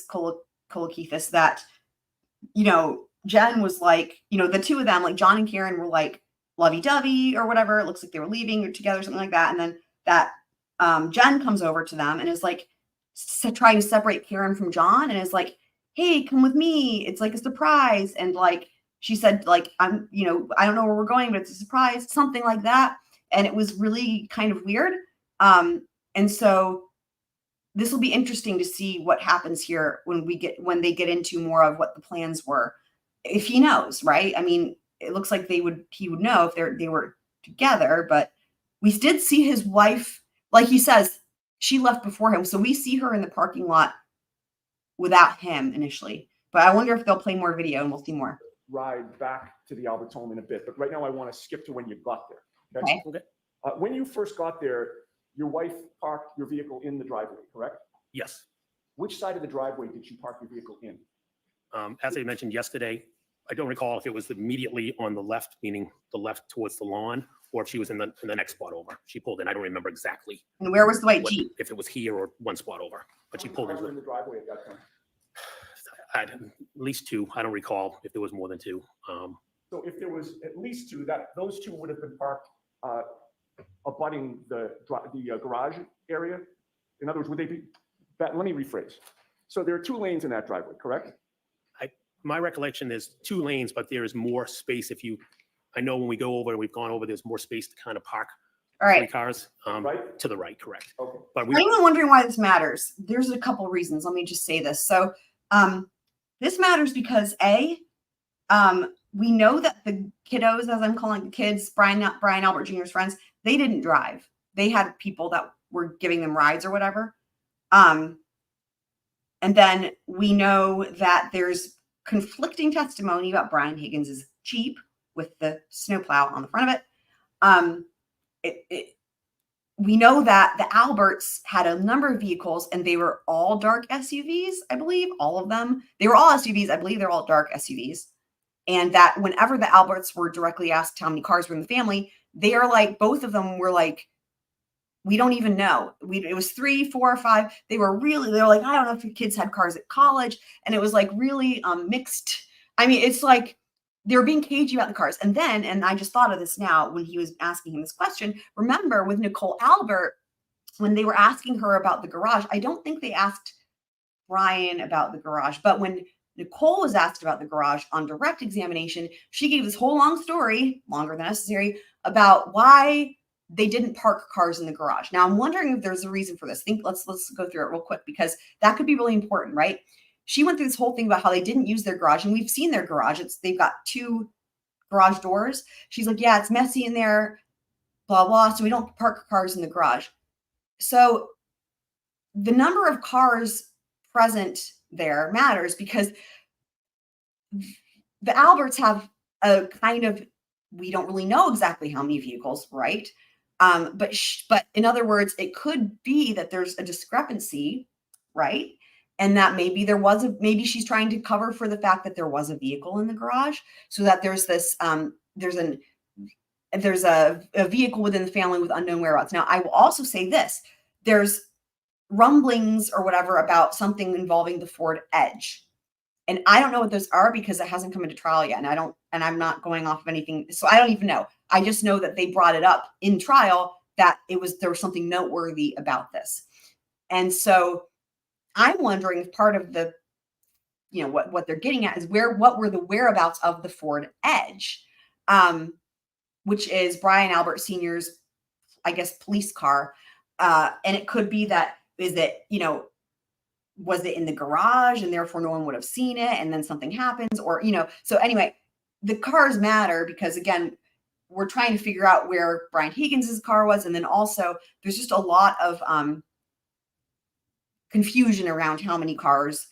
And to add to that, I just remember the testimony from Nicole about the garage and that she made a big deal about the fact that there weren't any cars in the garage, which makes you wonder, was there a car in the garage perchance? Shout out to DSN who's here. Happy to see you, my friend. We have something for him here. Also, in case you missed it and you want to do a exclamation point 22 in the chat, I have a new surprise that you might not have seen because I think you might have just gotten here. So for anyone who's listening and wants to see it, exclamation point 22, because we have a new thing. We weren't to the right. We were either left or middle. You were behind one vehicle, whichever lane you were in, or were you pulled right up to one of the garage entrances? I don't recall if we pulled all the way in. Awesome. That call is actually from Brian Higgins to you, isn't it? Yes. Obviously, you know how long 22 seconds is. What's that? You know how long 22 seconds lasts? Yes. I promised you guys I was going to do it, and I already had it ready. It was the first thing I did after the live stream last night. Was I made that clip. So yay, love it. That's going to be a whole, no, he's never going to live that. Yeah, exactly. 22-second man. That's it. That's it for the end until the end of time. All right, let's get into some more of this testimony. See what happens. In or not, but I don't remember. I'm so happy you're here, there were Jason. at least 2 vehicles in the driveway before you got there, correct? In the driveway? Yes. Yes, there were cars in the driveway. And when you parked in the driveway, We are towards the beginning of his cross. I don't know how long he's been on cross. We are, as you can see here, we're like an hour behind the regular stream. So fair to say that there was no black SUV at the Albert's home. Are you referencing Karen's SUV? I don't know what color the cars, the Albert's cars were. That's like exactly what I was just saying, right? Because there's a lot of talk about a black SUV. No one can place which one is Karen's, right? No one's actually been able to say this is Karen's SUV. And remember, there's other black SUVs in the family. Now, I just mentioned that, but what's really fucking funny is that he just literally is like, you're going to have to clarify because which SUV in question are you referring to? Which black SUV in question are you referring to? Interesting. Are you referencing their SUV? Put it this way. Yes, I'm referencing Karen's SUV. That was not at the home. And that was not in the Amazing. driveway. Wow. Karen's Oh, SUV good was not in the timing. driveway. And it was not adjacent to the property or on the street anywhere that you could see. Wow. Correct. It was not there. All right, but I you say wonder- that there was a Jeep in the Like I street. just said, I wonder if what is going to be built up through this testimony is that there's a black SUV that belonged to the Alberts that was in the garage. Let's see if I'm predicting that accurately. I wonder if that's what's going to happen. It was in the garage. That's why no one saw it. That would be, we'll see. We'll see. At that time, correct? There was a Jeep parked in front Mhm. of the end of the driveway in front of the mailbox. And that Jeep belonged to Brian Higgins. But none of the kids saw. I found out it belonged to Brian Higgins. I didn't know it was his Jeep when I arrived. And it had a plow on the front of it. Yes, it did. It was parked adjacent to the Alberts property on Fairview, facing up the hill toward Chapman Street, correct? Yes. And at the time that you arrived, that was the only vehicle that was parked on Fairview Street adjacent to the Albert property, correct? Yes. And your testimony is that that Jeep remained parked in front of the Albert house, just to the left of the driveway as you faced the house, until Brian Higgins finally left and drove it away at the end of the night, correct? That's my recollection, was his Jeep was out in front of the mailbox. Mhm. With the court's permission, Well, can we that's- display Exhibit 66? Okay. I'm going to mute it while they're getting the exhibit ready. This is really important because like the Jeep being there or not is not only important because of Brian Higgins's, let me pause it actually, Brian Higgins's whereabouts, but also it's really important because with all this testimony from the kiddos, see the black SUV, right? Backing up, pulling forward, this and that, and their stories are all different. Having a white Jeep in the middle where it parked in front of that mailbox completely changes the possibility of what the movements of that vehicle are, right? So, I mean, everybody's seeing different things. Like, it's really crazy, right? Like, if you're watching a black SUV or you're looking at a black SUV for any reason, and there's a white Jeep, especially with a snowplow parked, I don't even care where, behind it, in front of it, and this black SUV is stationary or moving, how are you missing the white Jeep? I just don't understand it at all. So DSN says some witnesses saw that, right, exactly. Move forwards where John's body was found. One witness said didn't move. Yes, exactly. And this witness said that he saw a black SUV kind of weaving around or something like that was what he said on direct. Like that's what I'm thinking. That's one of the things that I'm thinking. I think I mentioned it in a recap from like 2 nights ago because it is interesting. Like that was one of the first things I thought about when we heard that for the first time that there was a snowplow. It popped into my head that the edge of that snowplow, having accidentally seen that picture, would look like something that possibly could have caused that. So, and when you think about it, if that black SUV is not Karen Reed, if it's an Albert vehicle, you know, then any weirdness with these 2 vehicles, by 2 vehicles, I mean the white Jeep with the snowplow and the black SUV and them moving around and backing up, it would make sense, right? Like if, I mean, okay, what if there was, okay, I'm just speculating and this just now occurred to me. What if there was an accident with a black, right? Like, I guess if you're going to lie and do a cover up, the best way to do it would be using things that are similar to what actually happened, right? So what if it was a black SUV, but what if it wasn't Karen? Okay, like I'm just spitballing here because we know that there's this whole thing about all the black SUVs in the Albert family, right? And so what if there was an accident, but what if it was like either in the middle of moving cars around, right? Because there's this whole story about the moving around of the cars or something else. But what if it was something like either intentionally or on accident, someone in the Albert family potentially backed into John O'Keefe? Now, let me explain this. And I'm imagining in my brain, John O'Keefe like facing the taillights or the back of a black SUV with the snowplow behind him. What if the black SUV potentially backed into him without knowing he was there, or maybe could have done it intentionally, but that the injury to his head was then caused by him being hit from the front, which wouldn't hurt anybody. But let's say he slips maybe on some snow, or he just falls over because he's been drinking or whatever, gets sandwiched between the two. And in some way, then that's how he hits the back of his head, potentially on the snowplow. Like, maybe the white Jeep wasn't even moving. I'm not saying it necessarily even need to be like coming after him with a snowplow, right? I could see it happening where he's standing there between the two and the one backs into him and the snowplow's behind him. And if you think about where a snowplow's height is, that's right at head level, man. I could totally see that. And if he's hit from the front, that could explain the maybe potentially like the swollen, like the wounds to his face on the front, because they're different, right? He's got like blunt force wounds on the front and he's got like a gash on the back of the head. I don't know. What do you guys think? Does this seem like it?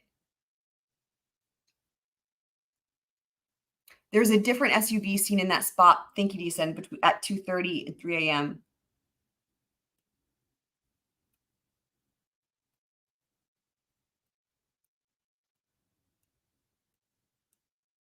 Right. So the mysterious person, that's so interesting. DSN, you weren't here when I was talking about that, but we hadn't heard that yet.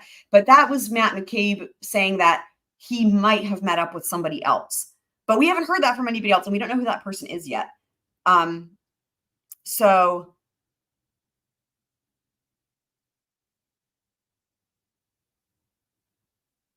I'm trying to focus on this part here. There's a different SUV seen in that spot at 2:30. And that would be after Brian Higgins has left, because we know he clocks in at the station at like 1:30. So if there's two vehicles involved and that's how the accident happens, or on purpose, whatever, but let's just say, that's being sandwiched between those two vehicles, hits the back of his head on snowplow. And then after that, those two vehicles probably have been moved, right? Then that would make room for a different SUV. Can you specify, DSN, what is the different SUV seen in that spot, and who did we hear that from? Because I don't remember. We've heard a lot of testimony, but who mentioned this different SUV, and what SUV was it that was seen there? If you can remind me, I would be very appreciative. Right. Okay. Right. Is it a Ford Escape? Why was I thinking it was a Ford Edge? I know there is a Ford Escape. I thought the Ford Edge was the work vehicle. But again, I'm going to mention it on here. I'm wondering if there's one of these vehicles that was kept in the garage that night. And then, of course, it could have come out at some point, right? Which would be interesting. Like, because there was a lot of weird testimony about the garage. Lucky the snow. Okay. And that we can know that from opening statements, I think is what you're referring to, right? The Ford Escape. Okay. Is the Ford Escape the work vehicle, or was it a Ford Edge? Okay. Thank you. Yeah. It's Ford car with an E name. So that's where I get them confused. Okay. So Ford Escape. That's the one. Okay. Yeah. I think that was an opening statement. So thank you. Okay. So, but no one else has testified seeing that. So that's why I'm wondering. That car must have been in the garage, right? That's what I'm thinking. Yeah, so it was Brian Higgins and Brian Albert Sr. who were flirting at the bar and kissing and playing grab ass and all that. What was it, a half ton? Okay, let me play some more of this while we figure out what's happening. So, Ms. McCabe, on high Not elevation again with the view, trucks, spotlight, you know. The front of the Albert's home. When I get to the point where the Jeep was parked, can you stop me? And you can adjust it right or left if I go too far. Objection, Your Honor. Can we have him use the laser pointer first and then? Sure. Thanks, Nate. I was hoping I didn't have to do this. I don't have one. That's fine. No. You could, yes, please. The Jeep was right there. From the edge of the driveway, right there. I believe it was a two-door Jeep. Okay, it looks like a part of the Jeep would have been. This is a nice image. I know it's Nope. graphic, but Where the mailbox is, the Jeep was right there. okay. It was not blocking the driveway. Well, what do you guys think? This is interesting, right? This is another way of saying it was, yeah, I mean, y'all, though, the mailbox. Like, I guess if he's saying in front of the mailbox in terms of like to the left of it from the view that we have, okay, then that's fine. But if you're thinking in front of the mailbox in terms of like going between the house and the road, right, like directionally, then it would be blocking the driveway. So it's another one of those statements where it's like, well, it's vague enough to where it could be either way.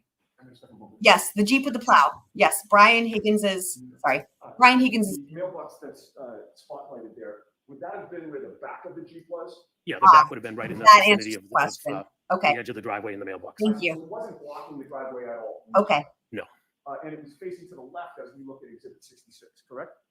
Facing, heading to the left of the house, correct?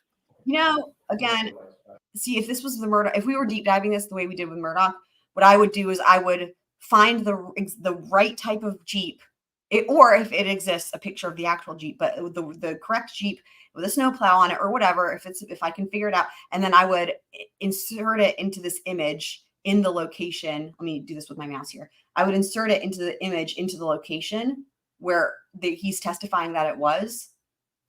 And then I would do this with the other vehicles too, so that we could then have, this should be, let me just back up. This should be being done. Like maybe when the defense has their case in chief, this will happen. But like, this is what I would be doing if no one else does it in the trial. I would give us all a visual of what people are talking about with these vehicles and put them in the different places according to what people say, because that would be very helpful. But for now, we have to imagine it here where my mouse is. Hopefully you guys can see. I think he's describing the snowplow being on the front end, like this direction, I think.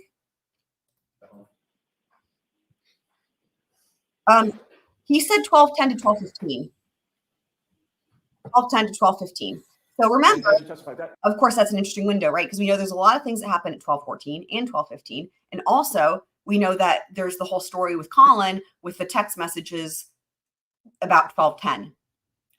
So I would love it if somebody gives a time frame of 12:15 to 12:20. So far, nobody does that. It's all between 12:10 and 12:15 from like everybody, with the exception of, remember, we heard this last night, with the exception of Alan Jackson somehow getting in on his cross-examination of Brian Albert Sr., that it was 12:30 when Karen and John O'Keefe got there. And again, that has not come in to evidence yet.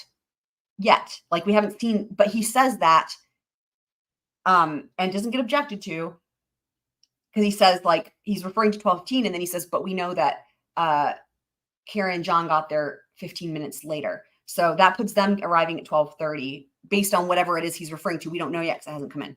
So that Jeep was there the whole night. Brian Higgins didn't go out to move it at any point, correct? I never saw Brian Higgins go outside to move his Jeep. About 5 minutes after you got to the Albert home that night, you saw a black SUV park outside the home, correct? Yes, again, I don't know the exact minutes, but give or take 4 or 5 minutes. And when you saw that black SUV parked outside the Albert home, Higgins' Jeep was still there, correct? Yes, to my recollection, the Jeep was still Okay. outside in front of the mailbox. The black SUV was parked in front of Higgins' Jeep with the plow on the front, correct? That's correct. oh my God, you guys, So, that's exactly what I said, right? That's exactly what I said. Because I'm thinking this is really interesting. This is starting to actually really support my crazy squirrel theory, right? Fuck, because especially with the time frame and everything. Now the question is, which black SUV? I wonder if what this is going to boil down to was this actually Karen's SUV, or was this Brian Albert's SUV? Because I remember everyone who testifies to having seen a black SUV, no one actually states that they never give a make and model. And we heard, a couple of the friends say they saw a woman, but they say it's a woman because of the long hair.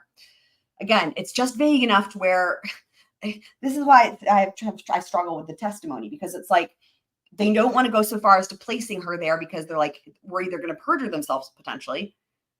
So they give something vague like that. But no one has actually admitted to seeing her, as we know. No one's even identified. Yeah, it was definitely a Lexus.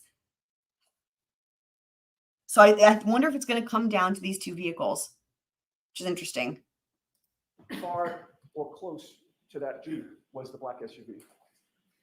I don't recall the exact distance. Again, when I looked outside, I noticed them. My focus was on the black SUV, which looked outside would have been in front of the front door. Can no one tell what With make regard not to the distance a between Ford and you a the Lexus? black SUV, Sorry. Was it greater Guys. or smaller than the distance between you and? I mean, I guess they're not. I guess none of these people that are testifying right now are going to identify it as a Ford, right? I would imagine, even if it was. But I just have to say that a Ford and a Lexus look very different from one another. Even if you don't know anything about cars, which like I don't really, I only know BMWs. Like, if you were to show someone with taking, let's say you took the brand name off the make, and you just showed them like the Lexus, in question, and then the Ford in question, but you took the brand off, and someone were to just look at like the outline of it, right? You could even place it in a scene where it's dark. You would be able to tell the difference. You'd be able to say, yeah, these are different. Here's the one I saw, I would think. So Me right now. of course, none of that would have been done Probably because of the smaller. investigation here. So If I'm the end, if you're the end of the Jeep and I'm the end of the Let's say that I'm the Lexus, rear end of the black SUV, this is, and you're the front end of the dude, Jeep. this is getting to exactly what I was just saying. Wow. yeah, I'd say you'd be a little closer. Wow. With the court's permission, may I walk closer to the witness so that he could give an estimate? Holy shit. And you can just How stop me. close were they? Interesting. I don't know. Again, when I looked Okay. outside, I was focused on the SUV. I wasn't focused on Wow. the Jeep or the truck. I don't know the exact distance. You could walk 3 more feet or 3 feet that way, but it was out in Interesting. front of the house. That's all I can Wow. tell you. You will agree with me that you've given conflicting information Yeah. about where the black SUV was when you first saw it? If you tell me I gave conflicting information, you can show it to me. I don't recall. He's like, yeah, maybe. I've always said the Holy SUV shit, was in man. front of the house. Right. And when you said in front of the house, you meant that as you look out the front door of the Albert residence, which on Exhibit 66 would have been the door to the left, that's the classic front door, The Right. classic front door looking at the house on the main part of the colonial. looking straight out from there, that's where the black SUV was positioned, correct? In that vicinity, correct. Right. It would have been sort of directly in front of you as you look out that front door, correct? Like I said, in the vicinity of looking out the front door was the black SUV. If it was 3 feet this way or 3 feet this way or 3 feet that way, I don't know. It was just out in front of the house. Right. And that was where it was when you first spotted it, according to your testimony today, correct? Yes. It's But you gonna- spoke to Michael Proctor during the afternoon of January 29th. Oh did you not? boy, what did he say? Yes, I did. Man. That was the very day that these events occurred, correct? Yes, it was. Do you Oh, agree with me that your memory of where that black SUV was when you first Oh, spotted it boy. on January oh 29th boy. would have been better on that very day Here than we it would go, be today, guys. correct? Possibly, yes. It's almost 2.5 years later, 2.5 years that I've lived in my memory, yes. but your memory does not get better over time, correct? Objection. The same. On January 29th of 2022, when you spoke to Michael Proctor, you told him that you saw a black SUV parked to the right of the residence Oh, as you looked at the boy. property from the street. Did you not? I did not. Can you elaborate what you mean by to the right of the residence? Well, I I'm will gonna make just another repeat the demand question. here. Did you tell Michael Proctor on January 29th of 2022 that you observed a big dark SUV parked to the right of the house? What right?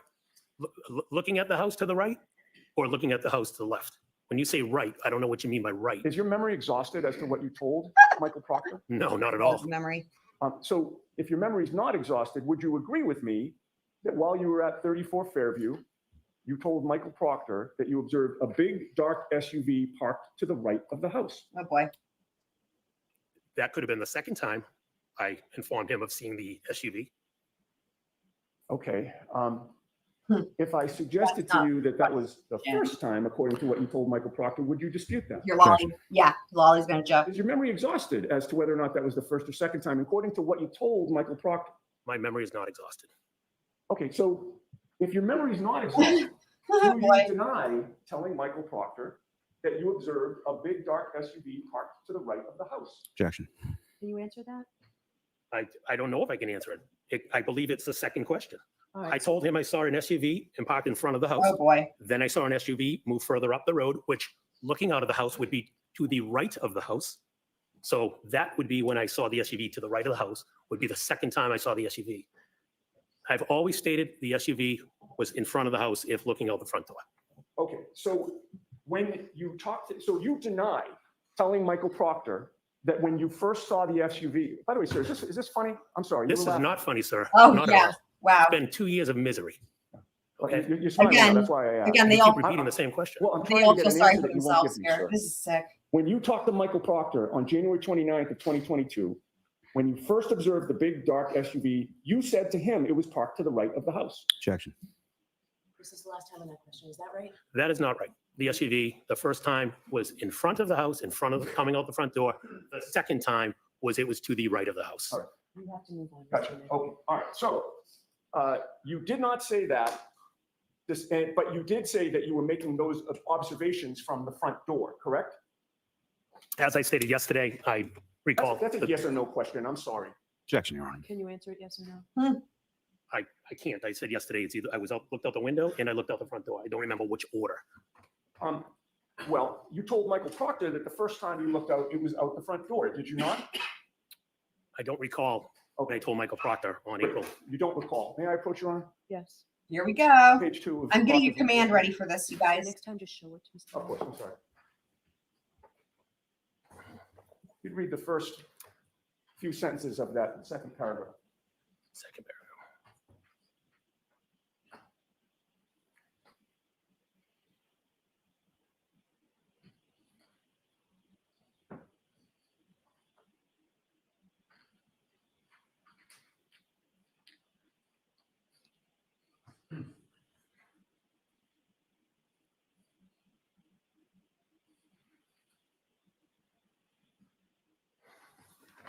May I approach? Yes.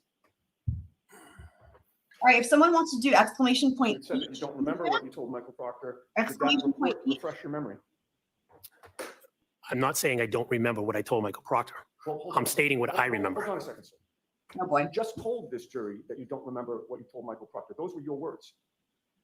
Yes, at the point I'm reading, I don't remember the exact wording, but I know what I told Michael Proctor. All right. And you told Michael Proctor that you observed the big dark SUV parked to the right of the house. Did Here you we not? go. At some point in the conversation, yes, I told Michael Proctor that a big dark SUV moved to the right of the house. Moved to the right of the house? Uh-oh. Is that what you just said? All Oh, right, let me rephrase. here we go. At some point, there was a big dark SUV parked in front of the Please right of the take house. I physically didn't see it move, so I need to rephrase. I can't say move. Right, but what I'm Oh, boy. concentrating on Oh, boy. right now, sir, is not what your memory is today or what you testified to the jury today. I'm concentrating on what you told Michael Proctor that very day on January 29th, 2022. Okay? And you initially told him that it was parked to the right of the house, the big dark SUV, and that you made those observations from the front door. And then you stated you looked out the front window and Objection, Your Honor. observed the same You just keep big going. dark I love it. SUV had I love moved it. to the other side of the property. So Correct? the objection sustained, you have to break that down, and I thought we moved on from this, Mr. Nick. No, we haven't gotten to the second part of the. So bring the document, I'll see you inside. Ooh, sidebar. They're going to have a sidebar, and I'm going to actually update my command here real quick.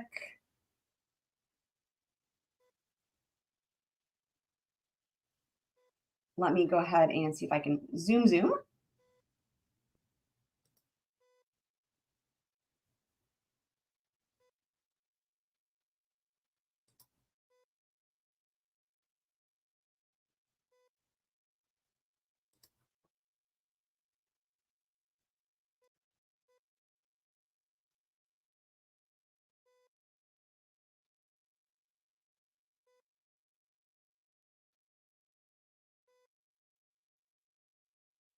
Okay, updated my impeachment command here. Wow. One last question. Ms. Demeanor. Yes, with regard to Trooper Proctor's report that you have in front of you, right? It's I for identification. Yes, I'm reading the. You will agree with me that you reported your conversation as saying that the vehicle was first to the right and then moved to the other side of the property, correct? Objection. Sustained. You testified before the grand jury regarding this issue on April 26th of 2022, did you not? Yes, I did. And you talked about the vehicle moving from. I think this point A matters, to point actually. B, correct? I think this matters. This Yes, at matters. some point. And you estimated that it was 15 to 20 feet or so that the SUV moved along the property line, correct? Yes, again, I don't know the exact distance, but estimates. And you, at that point in time, you were asked to clarify what you had meant when you said that the vehicle was first on the right side of the property. Do you recall that testimony? I do not. Do you recall that Mr. Lally asked you, to the right would have been toward the driveway Yeah. side of the property, and that you answered that's correct? I don't remember the conversation. And again, to the right, looking I at the house. think the reason this matters is it's because was the black SUV that he saw in front of the tow truck in front of the Jeep with the snowplow or behind it? I think that's why it matters, right? Because you have to figure out that's why this matters. Because I think that where this is going is where I was actually thinking it could be this idea that this black SUV is right in front of that snowplow. And maybe that's what they're thinking. Maybe that's what this whole thing is about. But that's why it matters which side of the driveway and which side of the house, because the real heart of the question is which side of the Jeep, right? Which one's behind which. I think that's why this matters. He's not letting to it the go. right, looking out of the house. It's not That's what I'm talking about. To the right, like, looking at the house would be one more time to pause it real quick. I don't think the point of this is to impeach his credibility.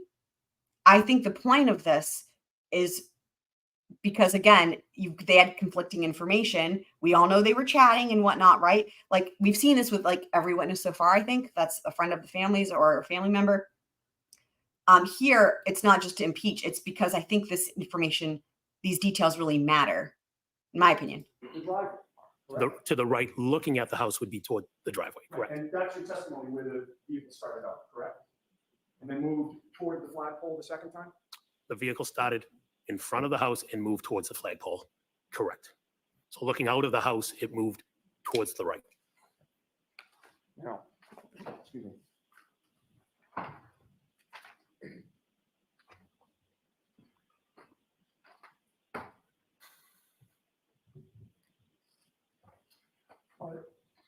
You told Michael Proctor that initially it was parked closer to the driveway or the mailbox when you first saw it, correct? Objection. Objection sustained. We're moving off of this, Mr. I'm going Demeanor. to screw this up a little bit. Wherever it was when you first saw it, where was the Jeep in relation to that black SUV when you first Right. laid eyes on it? Exactly. See? Yep. Again, I was focused on the black SUV. My recollection, the Jeep was still in the same spot, which we had pointed out earlier on the exhibit. Correct? In terms of where it was facing, the black SUV was behind, I'm sorry, the Jeep was behind the black. Jeep would have been behind the black SUV, correct? And wherever it was along that property line, you would agree with me that before the black SUV arrived outside the Albert home, Yeah. you didn't notice any. This is exactly what I predicted was going to happen. He's trying to say that the Jeep, the black SUV, wait, hold on. Let me just make sure. I think he's saying the black SUV is behind the Jeep. It's in other words, it's trying to make it seem like it couldn't have been what maybe happened. I mean, let me just make sure. Hold on. When you first saw it, where was the Jeep in relation to that black SUV when you first laid eyes on the black SUV? Again, I was focused on the black SUV. My recollection, the Jeep was still in the same spot, which we had pointed out earlier on the exhibit. Correct? In terms of where it was facing, the black SUV was behind, I'm sorry, the Jeep was behind the black. Jeep would have been behind the black SUV, correct? Okay, the Jeep would be behind the black SUV. Okay, so that actually puts it in the position that I'm thinking of where if, he's sandwiched between the two cars or whatever, if the Jeep is behind the SUV, then that would work out. And wherever it was along that property line, you would agree with me that before the black SUV arrived outside the Albert home, you didn't notice any tire tracks in the snow on the street in front of the house, correct? Before, yes, that's correct. Before the black SUV arrived. Correct. And at all times that you saw the black SUV, first or second, it was always facing toward Chapman Street, correct? Yes, that's correct. And It again, was always facing in the same direction that you say that Yep. Higgins' Jeep was facing, correct? Yes. And that was yep. Exactly like I described. So in this scenario, he's painting this exact picture like I pictured it in my head, which is that the black SUV would back into potentially John O'Keefe if they're facing the same direction, right? Again, I wish I could make a exhibit for you guys. If they're facing the same direction, and you've got the black SUV in front of the Jeep with the snowplow, then just like I kind of suggested, but it was speculation, right? Like that the black SUV could back into John O'Keefe, hit him from the front, and then the back of his head could hit that snowplow. Would mean that the passenger side of the black I wonder if that's what happened. was the closest side to the Albert home, correct? Yes. And it was the closest side to you when you were first looking at it, correct? Yes. And now your testimony today is you don't recall if the first time you looked at that black And- SUV, it was through the front door. I'm going to add to this theory. I'm going to go ahead and make a prediction here that this black SUV was Brian Albert Sr.'s work vehicle. And after this happened, they put the car in the garage. So no one would see it out there. And then the different SUV that showed up later could have been Karen no, it could have been Karen. It could have been Karen looking for him, right? Maybe, potentially. Or no, I guess the snowplow driver said the different SUV was actually the work vehicle. Maybe he pulled it back out. I don't know. It's just a thought. I'm just wondering if the garage I feel like is going to come in at some point to being important here. But either way, this is important testimony that he's getting here. Or if it was through a front window, correct? Correct. I don't recall which one I looked out first. I know I looked out both of them at some point. I just don't recall which one was first. Whichever one it was, when you first laid eyes on that black SUV, you did not see John O'Keefe in the passenger seat, correct? That is correct. Okay. How long a span of time was it between the first time you looked out and saw the black No one's SUV being and the asked second about the time? make and model. It's just Again, I don't wild. have the exact time. I'm going to guess Wild to me. 3, 4, 5 minutes at most. And what you did in between those 3, 4, 5 minutes was you went back to the table or near the table in the kitchen dining room area where everybody was congregated, That's correct. and you went back there to talk to people and socialize, correct? Yes, that's correct. And then you came back to the front of the house and either went to the front window or the front door, and that's when you noticed that the black SUV had moved to the other side of the property, correct? Yes, at that moment, it had moved to the right of the property. It had driven forward, correct? I did not see it drive, but it moved, yes. It had moved So it had to forward. get there somehow, yes. It was now closer to the flagpole than it was the first time, correct? That is correct. And the flagpole, as you look at the property, not from your vantage point looking out, but as you look at the property from the street, that would have been to the left, correct? To the left. Yes. Okay, I was about to And say. again, it was still facing toward Chapman. No, that makes Yes. sense. That makes sense. Towards the In flagpole. terms of how many times you saw the Interesting. black SUV Which, having moved. guys, that's where his body was found. Interesting. So the black SUV pulls forward after it was closer to the Jeep, and now it's pulling forward towards the flagpole, and now it's further away from the Jeep and closer to where his body was found. You would agree with me that you have contradicted yourself about how many times that it moved, correct? No. Yesterday and today, you testified that it had been in 3 different spots and then it was gone, correct? Yes, three times I looked out and saw the SUV. Right. And, again, in May of 2024, yesterday and today, all 3 times it moved, it was moving further or farther up Fairview toward Chapman Street, correct? Yes, And in fact, that you've testified now in May of 2024 that the 3rd time that you saw it, the black SUV was even past the fire hydrant, just about to the neighbor's property, correct? Interesting. yes. But again, your memory of where it was the last time that you saw it, or how many times you saw it, I should say, would have been better on January 29th than today, correct? Again, assumption, yes, I guess it should be. And in fact, when you talked to Michael Proctor, you had just observed the black SUV just hours before speaking to him, correct? Yes. Not 2.5 years before. Right? Oh, yes. And when you spoke to Michael Proctor, you told him that you only saw the black SUV in 2 different spots, correct? That's what it says on this paper. My recollection is always been, I saw the black SUV in 3 different spots. And you just called it a paper. It's a police report, correct? Objection. That's his Oh. name, Mr. Yannetti. Now, since you talked to Michael Proctor on January 29th of 2022, it's fair to say that you've had multiple conversations about this case with your family, correct? Oh boy. Of course, I've talked about this case That includes in-person conversations, correct? with my family. Yes. Yes, As well as phone calls and texts. yes, You also, since you talked to Michael Proctor, have had multiple conversations about this case with your in-laws, correct? yes, That also includes in-person conversations as well as phone calls and texts, correct? that is correct. And since you gave that statement to Michael Proctor, you've had multiple conversations specifically with Brian Albert, correct? I feel like this is going to be wrapping up with him pretty soon. I'm wondering if Jen McCabe comes on the stand next. I'm just going to look and see, get a sneak peek because, oh wow, there's a map. Okay, I'm just curious because if that's happening, I would want to maybe jump to that because I have limited time and I really want to cover that if I can. Okay, there's a break. Let's see. It's going to be a morning break, right? Okay. Oh, he's still on the stand. Okay, he's still on the stand. All right. Wow. I didn't expect him to be on the stand for that much longer. Yes, I talked to Brian. Yeah. That includes in-person phone calls and texts, correct? That is correct. Would you agree with me that in terms of the changes in your version of events from what you've testified during this trial to what is in Michael Proctor's report, you put the SUV farther down Fairview toward Chapman Street now, correct? Objection. Sustained. Your testimony. That would make sense, during trying to this trial distance it from the puts snowplow, right? SUV past Yeah. the fire hydrant Yeah. toward the neighbor's house, correct? Yeah. That is correct. Okay. Okay. But however many times you saw that black SUV, you'd agree with me, you never observed any damage. Not to mention by him changing his story, his testimony that it moved further up, that would serve two purposes. That would distance it from the snowplow on the white Jeep. And then that would also give some credibility to the other witnesses who did testify, but conflicting with each other, right? About how, but with the vehicle moving and stuff. And maybe they're hoping the jury's just gonna be like, yeah, it doesn't really matter when it moved or how many times it moved or whatever. Just, okay, oh, fine. A vehicle moved. All right, that's enough. Now it all makes sense. Now that means everyone's telling the truth. I don't think that's going to happen. But, I think they needed somebody other than the kiddos to, I say the kiddos because they were young, but to say this, to verify. Because as we know, the Alberts didn't see it, right? This was the kids that saw it, the friends. So he would be the other adult.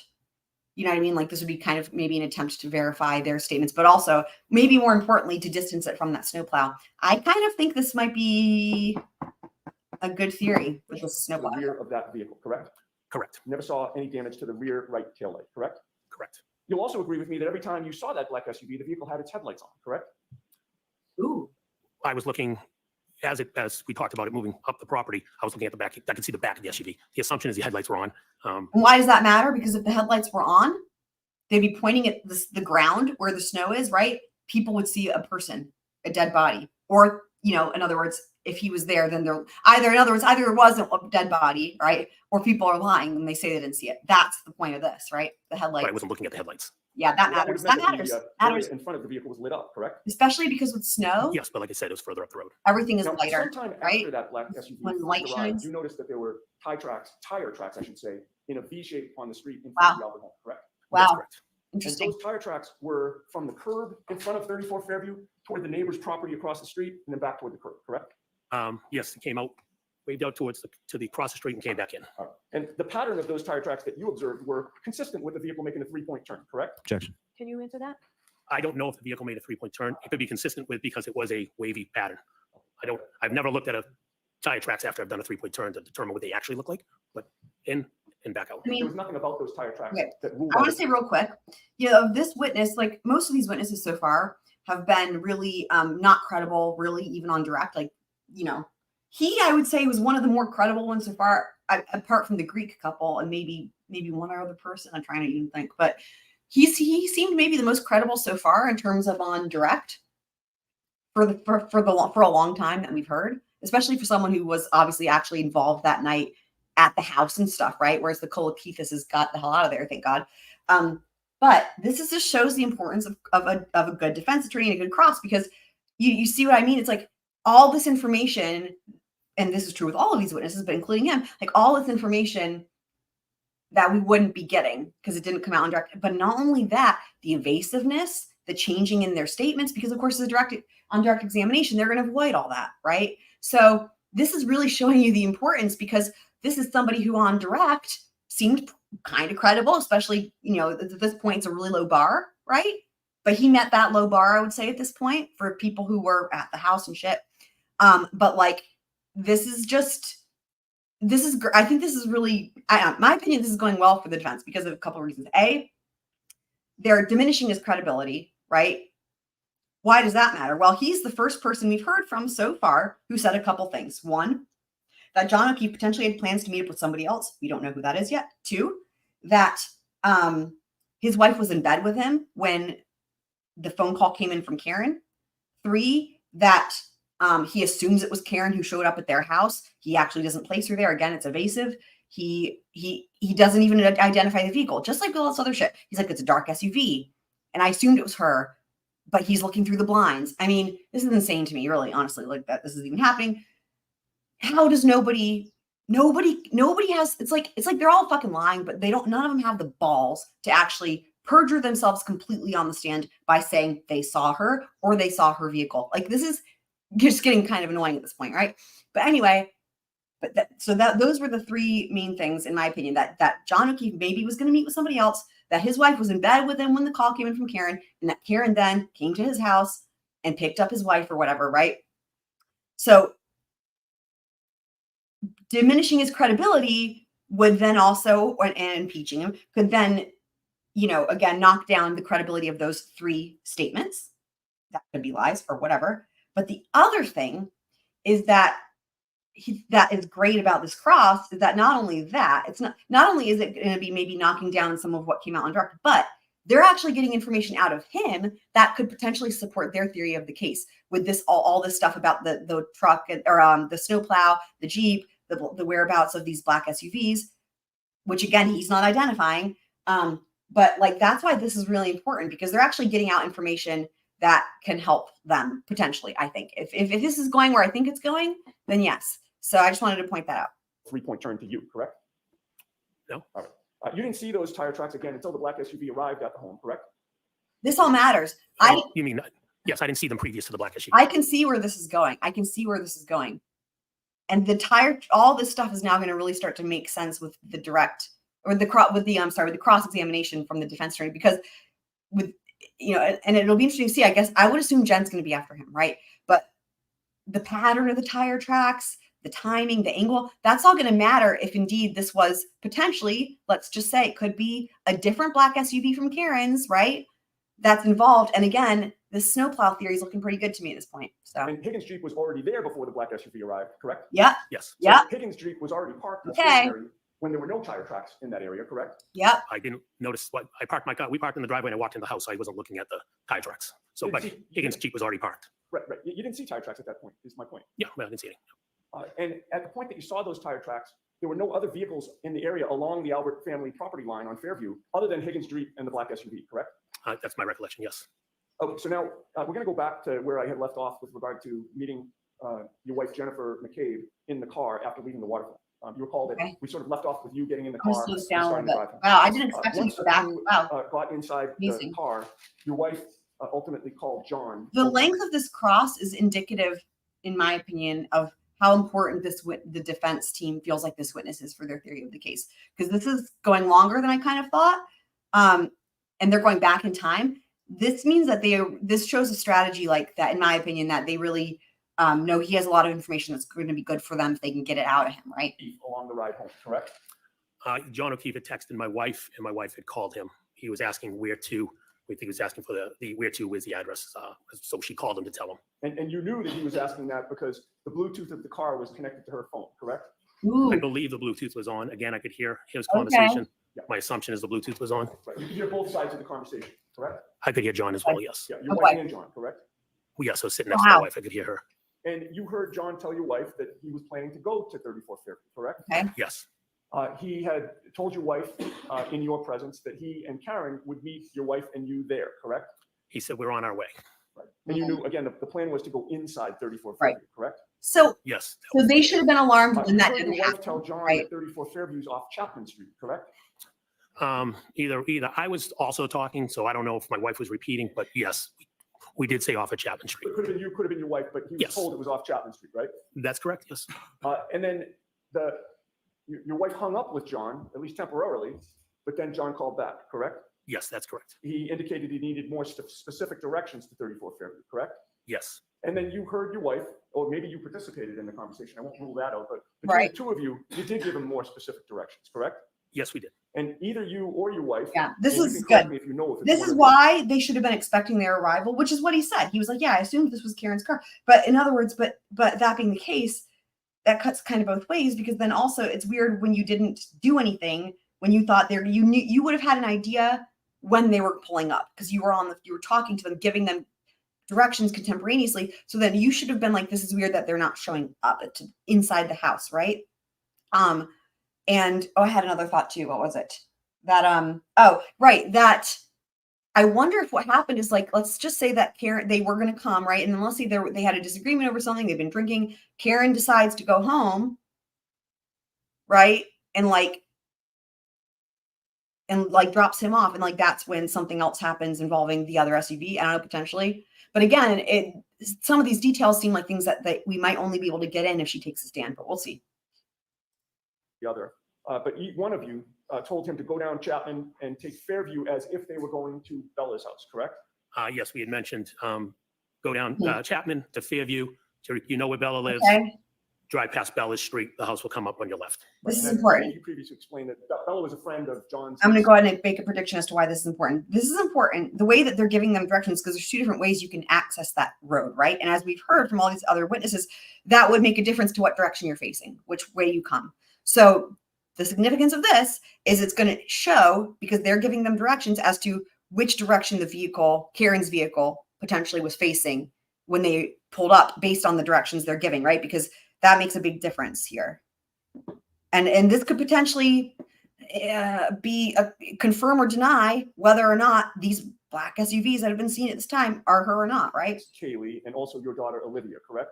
Yes, that's correct. So that was a good way to orient. I think that's where this is headed. Correct? Yes. And once you did that, John O'Keefe never called back for any clarification, correct? Yes, not to my recollection. All right. And with regard to your state of mind, based on that conversation and the instructions that either you or your wife or both of you gave John, you certainly assumed that John and Karen would be arriving at Fairview. There it is. Yep. Coming from the Chapman Street direction. Correct? Okay. Yep. That's the That direction. was my assumption. As Okay. I stated yesterday, there's multiple ways to go, but that was Yeah. my assumption. Yeah. And it was an educated assumption based on the conversation that Yep. you had, correct? Yes. Because they hadn't been there before. Yeah, They needed okay. directions. Okay. Wow. So he's going to pull out a map and we're going to learn what direction her car would have been facing. And I got my guess is it's not going to match. Okay. I have handed I you. can already see where this is going. It's not going to match the direction that the witnesses say the vehicle was pointing, which is the same direction as the Jeep. That's what's going to happen. Wow. I can already predict it. Like, my guess is they're going to be, with the map, her SUV would have been facing the white Jeep versus the black SUV. Her black SUV would have been facing the white Jeep versus the black SUV that everyone testifies to seeing that moved and all that would have been facing the same direction as the Jeep towards the flagpole. So this could actually be really important. Something, if you could take a look and tell the jury whether you recognize what that depicts. Yes, this is a map showing Cedar Crest Road intersecting with Fairview Road. On the opposite side shows Chapman Street intersecting with Fairview, as well as other streets it's called the Cedar Crest neighborhood, in the Cedar Crest neighborhood. Okay. And realizing that you don't have a compass or a rule, does it appear to be generally to scale in terms of where the roads are? There's the sirens. Yes. And it appears to be a fair and accurate depiction of the layouts of particularly Cedar Crest, Fairview, and Chapman Street? Yes. Okay, I would offer that, Your Honor. Is there any objection? I'm going to go forward to the map. Here we go.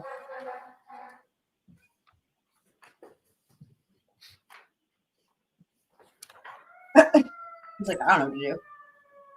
Some more sirens. Yeah, just wait Here up. it is. Okay, it's coming. Here we go. Oh boy. I'm sure it's going to be facing the wrong way. I'm sure of it.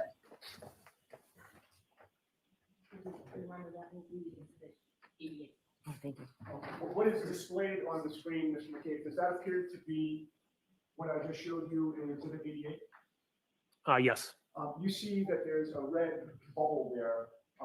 Does that have any meaning to you as you look at the map? Yes, it'd be the location of 34 Fairview. Shout out to Google Maps. And as we look at the map, Cedar Crest is up the top and Chapman is down the bottom. That is correct. With regard to the directions that you gave, or you or your wife gave John O'Keefe, if they were coming as you directed them on Chapman Street, would they be taking a right Uh-huh. to Fairview or? Yep. If they went the way that There it is. we mentioned, they'd be taking a left. Okay, so in terms of looking at this map, they'd be traveling on Chapman Street really from the left to the right as you look at Exhibit 88, correct? Yes, left to right, correct. And that would allow them to take a left down Fairview, heading towards Cedar Crest, correct? That is correct. And you would agree with me that that would put the driver's side closest to the Albert property if they Yep. just kept going Yep. straight all the way to Cedar Crest, correct? Yes, the driver's side would have been Yep. closest to the Yep. property. Okay, we can turn the lights back on. Yay. That would mean. Here we go. Yeah, So. he has to ask a you question. told me that your state of mind was that was the direction that they would go. That's what I thought they You would would be have. expecting them to That's face how that I way. thought they would have come Yep, into the yep, neighborhood. yep, correct. yep, yep. This is all making sense. But you never saw the black SUV traveling in that direction? or Yep, coming this is in what I that said. I called it. direction, That's correct. It was facing the correct? other way. That would mean that in order for the SUV to be facing in the other direction, one way would be for it to make a 3-point turn, correct? Objection. I'll allow it. So we're saying if they came down from Chapman and then spun around and facing back up towards Chapman, is what you're asking? Yes, at some point she would have had to turn around. Or do a 3-point turn, correct? She could do a 3-point turn, or she could just loop around at Cedar Crest and come back up. Either one. And a 3-point turn would be consistent with what the V-shaped tire tracks that you saw when you looked out the front of Brian Albert's house, correct? Objection. Sustain. When you I'm were interviewed by Michael I'm Proctor, wondering if part of the significance of this too is that if they can make if what they're getting at is that it was them that made the 3-point turn, or was Karen that made the 3-point turn, it would put the timing of when they got there. Remember, because Alan Jackson said that the other day, we covered this actually last night, about them arriving around 12:30. I think this could have something to do with trying to show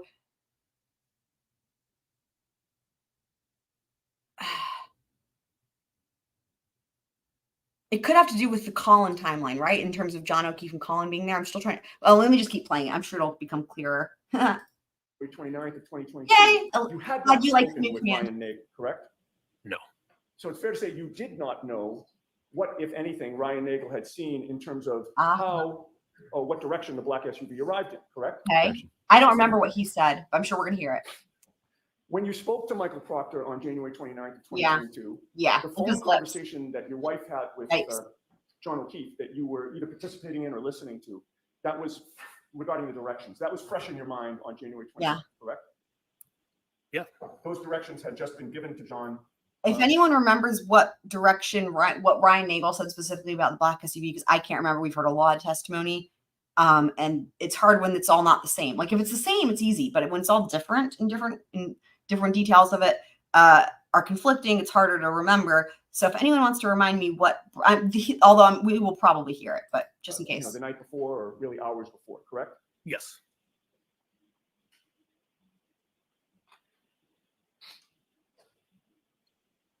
So on January 29th,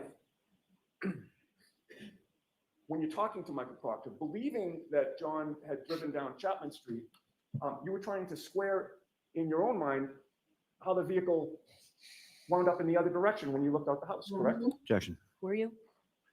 Can you just repeat that again? Yeah, I think I heard you. I just want to make It sure. wasn't a great question. I'll see if I This can is an answer it. important fact here. You're, as you you're can tell. talking with Michael Proctor on January 29th in the afternoon, correct? Yes. And he's asking you about the positioning of the black SUV, among other things, correct? Yes. Again, I'm just getting to your state of mind. Your state of mind was that you gave the direction, you or your wife gave the directions to John, and you're thinking he came down Chapman, but you never saw the vehicle in that direction. It was only in the other direction facing toward Chapman. Is that fair? Yes. And so you're naturally trying to square in your own mind, trying to make it make sense as to how that happened, correct? Objection. You can answer that. Were you trying to square that in your own mind? I wasn't trying to. I don't know if I was trying to square it. Reminds me of my intro there. Somebody make it make sense, right? I just knew that for some reason her vehicle was facing up Chapman. Are you asking? I didn't know what she did. I just know her vehicle was facing up Chapman. And to you, that was the significance of the V-shaped tire tracks when you're talking about, right? Objection. Was it? If I recall, I said there was a V-shaped tire tracks, and I believe the question was, could it be consistent with a 3-point turn? I said it could be. I didn't know if it was a 3-point turn. It could be boy. because it was weird tracks. Again, I did not see the vehicle. I don't know if she pulled in the driveway and turned. I don't know if she went to Cedar Crest and turned. I don't know if she did a 3-point turn and turn. I have no idea. All right, but just one last question on this 3-point turn. You offered the V-shaped tire tracks as an explanation for what could have happened, correct? Objection. I'll allow that one. I had stated there was a V-shaped tire tracks. What a mess. I What a didn't mess. say it was a 3-point turn. Fuck. What a mess. All right, well, you'd agree with me in any case that Oh, if dear. John and Karen entered from Cedar Crest and you Oh. saw them where you saw them, there'd be no need for a 3-point Yay, turn, best correct? door. I hope you keep it, please. Please. So please. you're saying if she I love didn't come from Chapman, she came from the other side, Cedar You don't Crest, need the black, there you would be need no the need best. for a 3-point turn Because or any type of turn Well, because she's how already do you- facing that way. that's right. If she came from Cedar Crest, Yeah, she's already in the very direction impeachment. that you saw the black SUV when you looked out, correct? Yes, that's correct. Now, your testimony during this trial is that you were looking straight out from the house to the street. And, again, I understand your qualification. It could have been 3 feet this way or 3 feet that way. But your memory is that the car was essentially right in front of you, give or take, the first time you saw it. My memory is the car was right in front of the front Oh door. boy. Yes, okay. And you were looking straight at it, correct? As I had stated earlier, the first time I looked out, His I don't face recall if I was looking color straight out has from the front door changed. or if I was peeking out through the window, His but it was, face. my sight would had it lined up in front of the front Jesus door. Christ. So if No. I looked out from the front door, then it He would have been, looks completely fucking different than he did earlier. Like, wow. yes, He's straight in like- front of me. Holy fuck. Holy. And Let me you rewind agree that. with me That's that insane. when you were Oh my looking God, that whatever- way, Let me, your okay. memory I'm gonna pause real quick. Whatever Yannetti is getting out of him, this is important stuff because you can tell by the way he's acting. But also the fact that he's acting all flustered with this information, it just goes to show you he must have been hiding stuff, right? Why would he care? If you don't have anything to hide and you don't have any skin in the game, then telling the truth isn't uncomfortable, right? That's the thing. is that the car was essentially right in front of you, give or take, the first time you saw it. My memory is the car was right in front of the front door. Yes, okay. And you were looking straight at it, correct?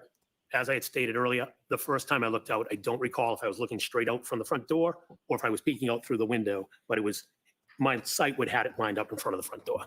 So if I looked out from the front door, then it would have been, yes, straight in front of me. What a disaster. And Fucking you hell. would agree with me Fucking that hell. when you were looking at the Oh, what a vehicle, mess. from wherever you were looking at it, you were looking straight over the front lawn, correct? I was looking over, I would have been looking over the lawn, correct? Again, And I was V-shaped focused on the tire vehicle. tracks were Hold on, Mr. Sorry. Yannetti. I said I was Oh, focused wow. on the vehicle. Oh That's boy. focused. I didn't know that he was not done with his It's answer. my fault. Oh my He God. only can have one God. person speaking at a time. Dear That's God. reported What a says. mess. Can't be expected The to poor court have two reporter. different people at the same time. So please be cautious. The lawyer needs to be cautious of that. I will try, Your Honor. Did you get your full answer out, sir? I did. You would agree with me that the V-shaped tire tracks were farther away from you than the front lawn? Yes, they were on the road. And if you were able to clearly see those V-shaped tire tracks, you certainly were able to clearly see the Albert's front lawn, correct? As Oh, I mentioned, I that was a looking good, over. that was a the good lawn, but question, you I'm assuming the guys. lawn was somehow in my visibility. That was I a good wasn't focusing on question. the lawn. Yannetti, good I'm gonna try question. that question again and see if I can get a yes or no answer. Brilliant. That was If smart. you were able to clearly see the V-shaped tire tracks, you were Yep. certainly able to clearly see the Albert's front lawn, correct? If I looked at it, it's a confusing question. As I said, I was focused on the road. I wasn't looking at the lawn. But let me be clear. I'm not asking you if you looked at it. I asked if you were able to clearly see it. I would be able to, yes. And when you looked out at that black SUV, and saw the V-shaped tire tracks, you did not see a 6'2" man lying on the front lawn, correct? No, I did not. And at no point in time, whenever you looked at that black SUV, did you see John O'Keefe inside the vehicle, correct? No, I did not see John in the vehicle. At no point in time did you hear any yelling outside 34 Fairview, correct? No, I did not. At no point in time did you hear any scream of pain outside 34 Fairview, correct? No, I didn't. At no point in time did you ever hear any crash noises outside 34 Fairview. Objection. I'll allow it. No, And last question on this point, at no point did you hear any noises at all outside 34 Fairview that attracted your attention? no, there's music playing in the house, so I didn't hear anything. Wow. After being at the Albert home Wow. for a period of time early that morning, you left the home approximately 1:40 a.m. or so? He's already Yeah, give or take Go ahead. 41, 45. I don't know the exact time. And you walked out with your wife, Jennifer McCabe, and two of Brian Jr.'s friends, correct? Yes, Brian's two friends were joining Jennifer and I. We were Wow. driving them home. And whether you knew their names or not that night, you subsequently learned their names to be Sarah Levinson and Julie Nagel. That's correct. And I you wonder all if came out of the we house see together, correct? Jen's on the stand yet. Oh, some text yeah, messages. Wow. I don't recall who was, Oh my who was God. where when we walked to the car, but we all left the Guys? house at the same time. And directly in I'm front just of pausing this really quick to say that we're about an hour and a half behind the real stream, the live stream, and he's still on the stand. Wow. And it looks like they end up showing that's incredible. That's long. Again, that shows you how important this witness is to the defense because he's been on the stand on Crossway longer than direct, and we even have this on 1.5 speed. all of you was the front lawn, correct? If I was to walk straight out the front door, yes, the front lawn's in front of me. And when you were walking out, the black SUV was gone, correct? Yes, that's correct. And when you first came out of the house facing that front lawn, you didn't see a black baseball cap, correct? That's correct. Yeah. Or a black sneaker, correct? That's correct. Or 45 pieces of red plastic tail light, correct? That's correct. Or even one, correct? That's correct. And once again, you didn't see a 6'2" man lying on the front lawn, correct? No, I wish I did, but I didn't.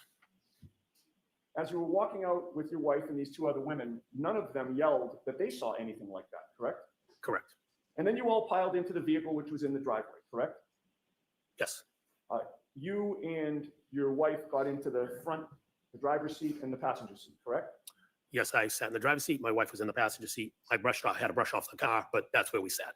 And the other two women who were friends with Brian Jr. got into the second row passenger seat, correct? Yes. And I believe your testimony is you don't know who was where within that, but they did get in there. Yes, they were behind us. I don't know who sat in what seat. Once you got inside the vehicle, is that when you realized that you had left something back into the house? I don't recall leaving something in the house. I'm sorry? I don't recall leaving something in the house. I don't. If I did, I did. I don't recall leaving something in the house. Oh boy. You don't recall going Oh, back boy. into the house? No, I don't recall going back Holy into the shit, house. he went back into the If you went back into the house, the front lawn would have been directly in front of you from the driveway, correct? Wow.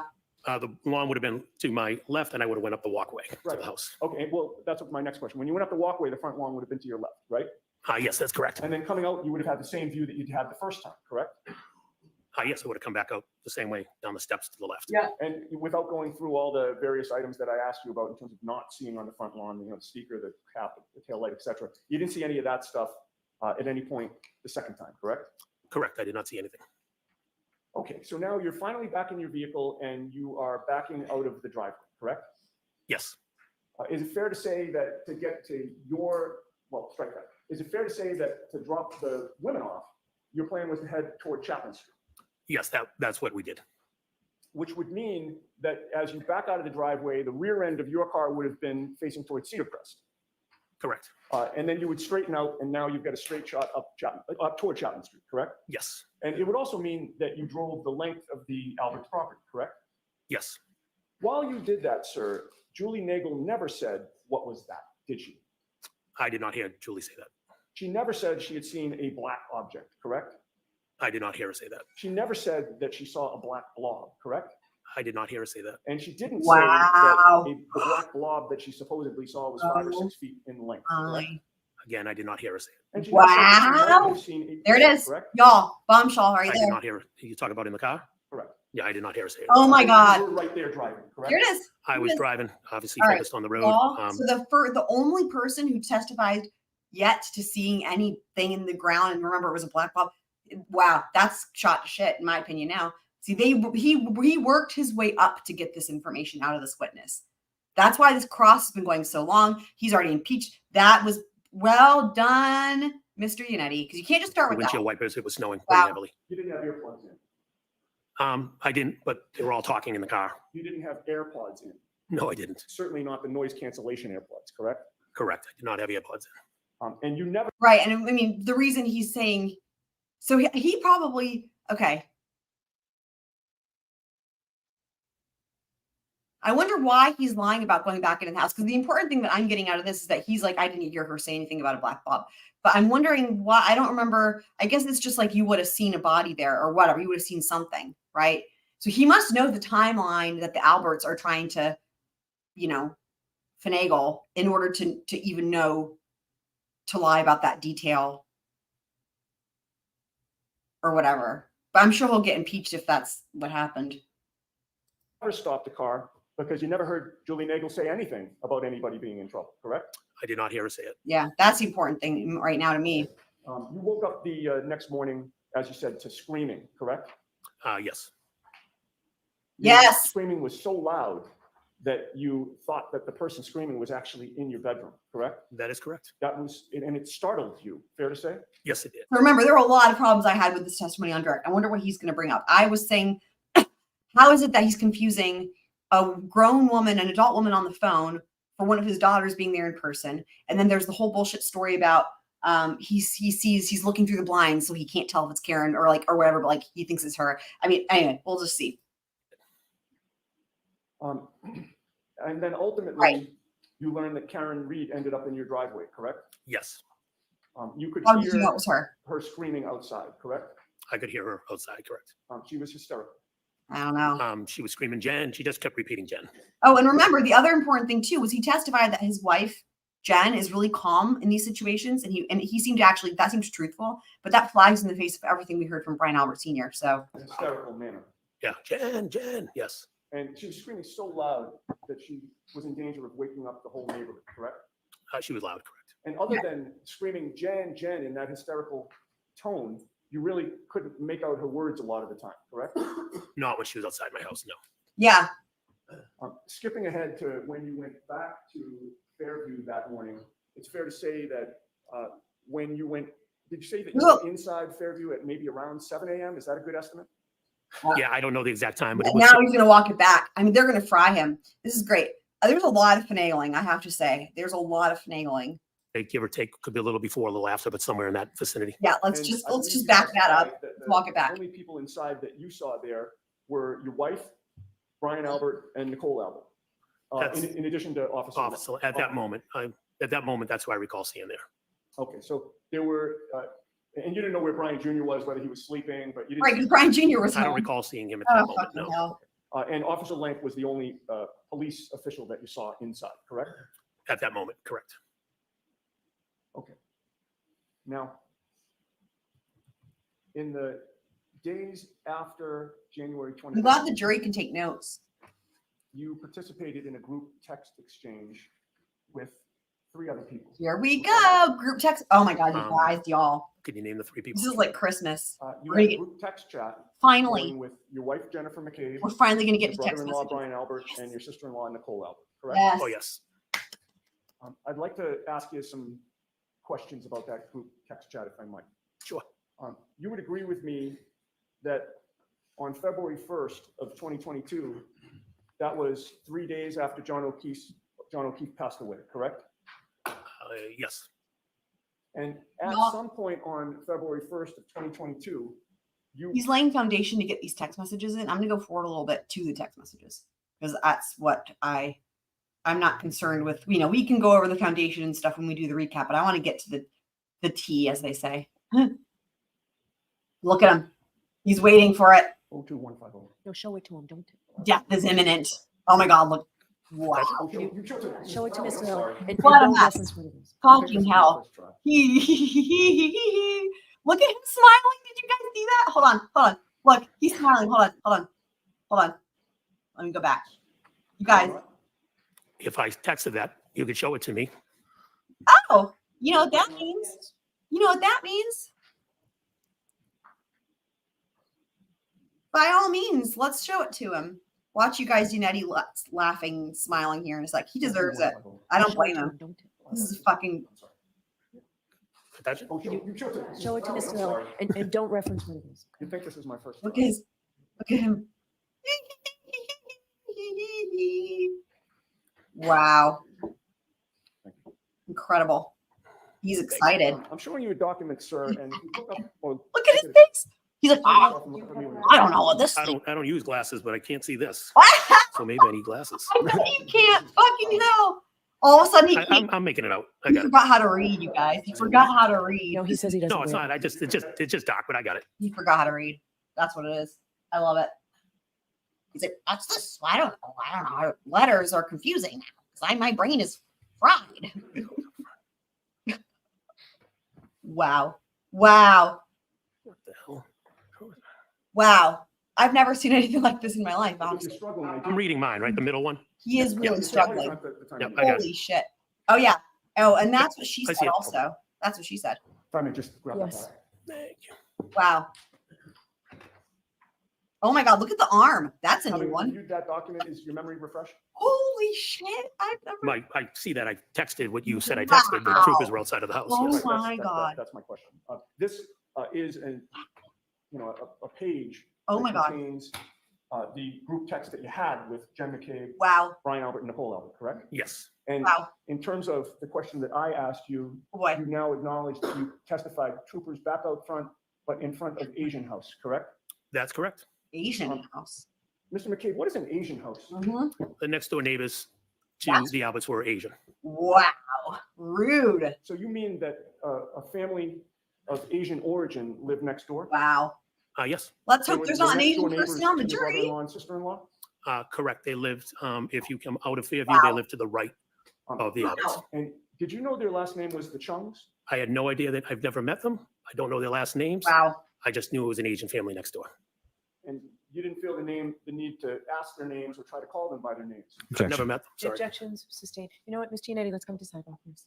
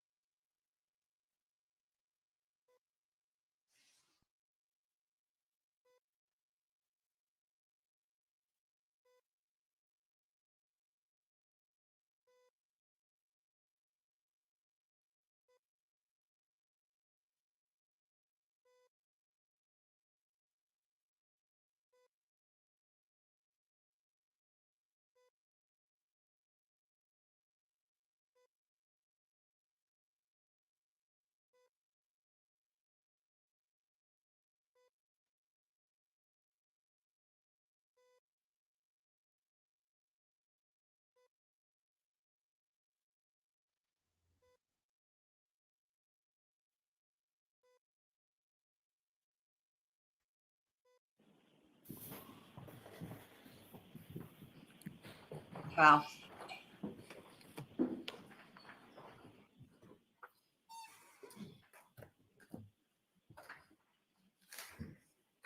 When you did tell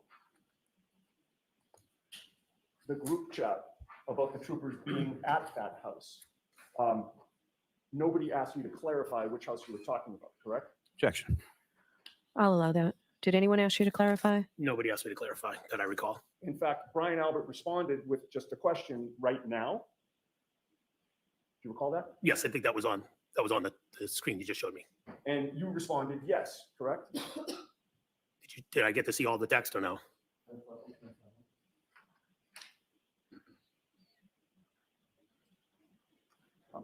And with the court's permission, Yes. I'm going to give you the previous page in case you need it. Just give it to him. Thank you.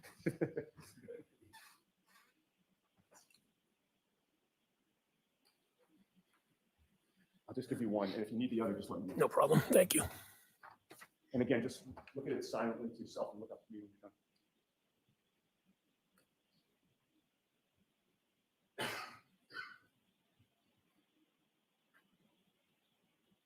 So am I to assume where you said Brian Albert said right now? Yeah, would you like to see that? So would that be the last one and then this is the next one? What you, I'm just making sure. I understand, I appreciate that. You tell me. Okay. If with the court's permission. Sure. Thank you.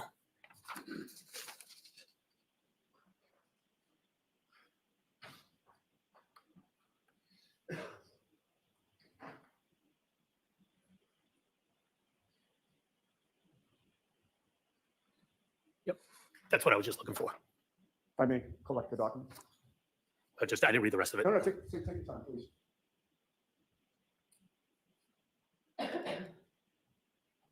Okay, thank you.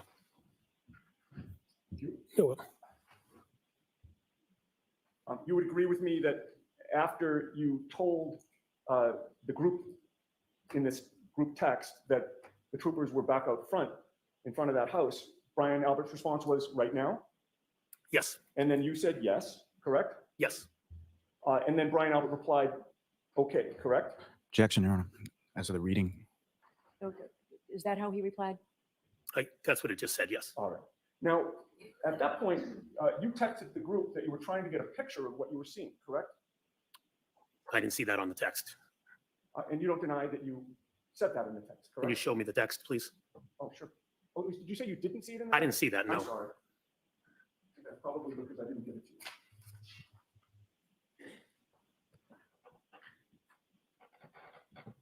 May I approach? Yes.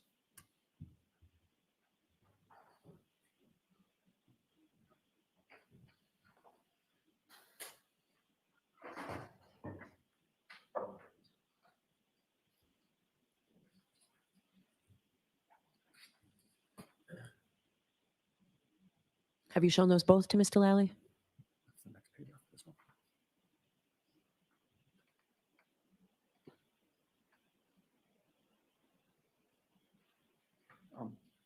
I'm showing you 2 pages. Okay. Again, read it to yourself and look up at me when you're done.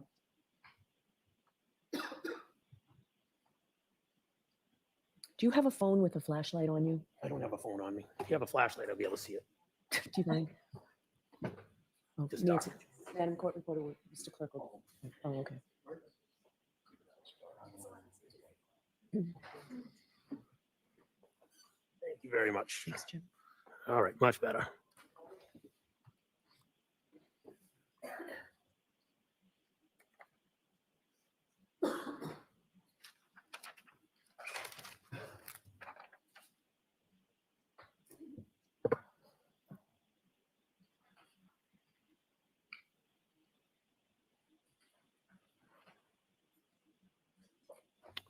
I got it now.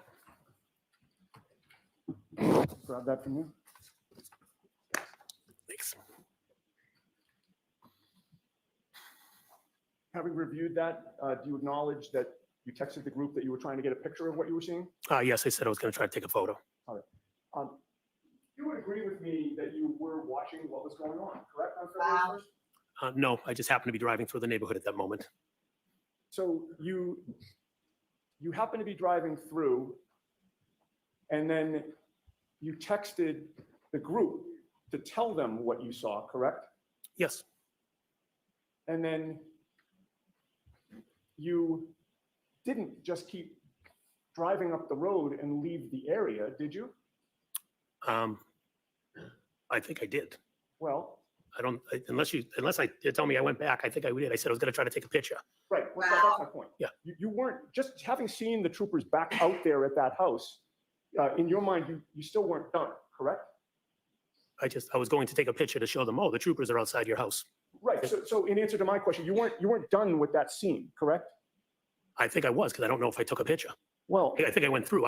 I mentioned I was going to try to take a picture. That's- I don't know if I Oh took my a picture or God. not. you didn't intend to be done at that point, correct? I know, I great didn't intend question. to be done. Right, because you wanted to take a picture of what was going on. I was going to take a picture to show them that troopers were outside in front of the Right, you house. wanted to Correct. continue to monitor. Oh my what God, I'm was sure we'll going get on, there. did you not? I was not monitoring what was going on. I just happened to drive by at that moment. Wow. May we be seeing the sidebar? Okay. He was monitoring. All right, let me go forward past the sidebar. Huh. Oh, they're taking an actual breaky break. All right, let's go forward. Woohoo. Love it. Love that we can go forward. See if they're putting anything on the record. Nope, they're going right back. All right, they're still dealing with these. Yep. Thank you. All right, we're still dealing with the text messages, guys. Let's see what happens. I'd just like you to take a look at them and just confirm that's what you've already seen before we took the break. There he's got the light on the phone. That's fucking hilarious. Now he has no excuses, right? Love it.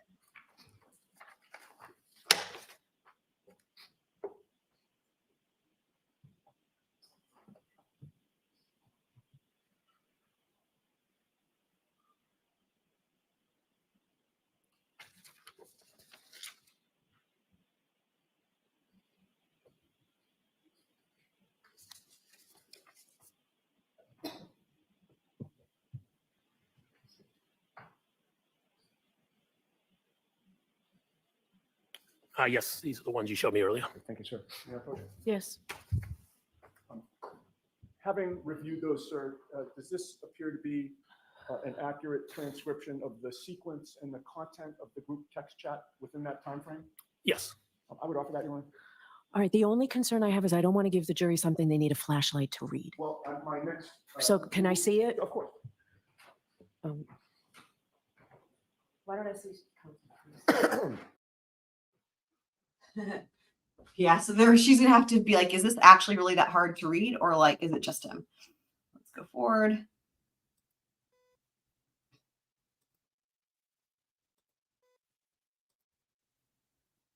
All right, there they are. It looks like they're coming in. Woohoo! All right, should be in just a second here, guys. We'll see them. We get to see them on screen.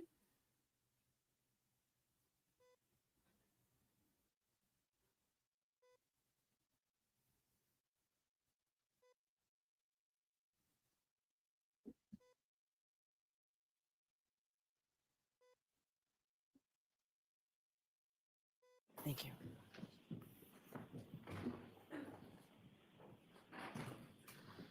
Okay, Mr. Bates, if you would display the first page, 2150.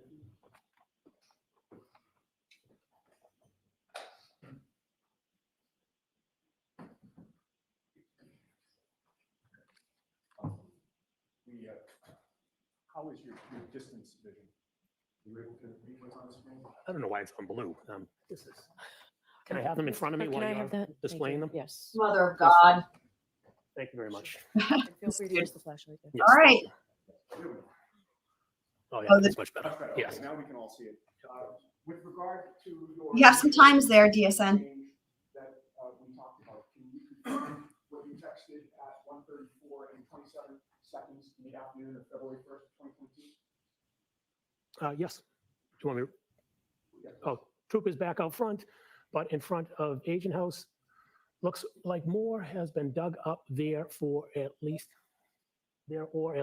looks like it. Oh my God. Guys. What? Did you hear his voice? Oh my God. That would be Brian Albert. Brian Albert Sr. Yeah, yep, senior. And his response was? Right now.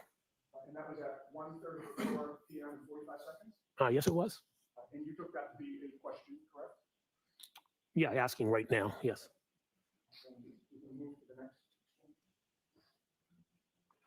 Yes, 2151, please. Wow. Wow.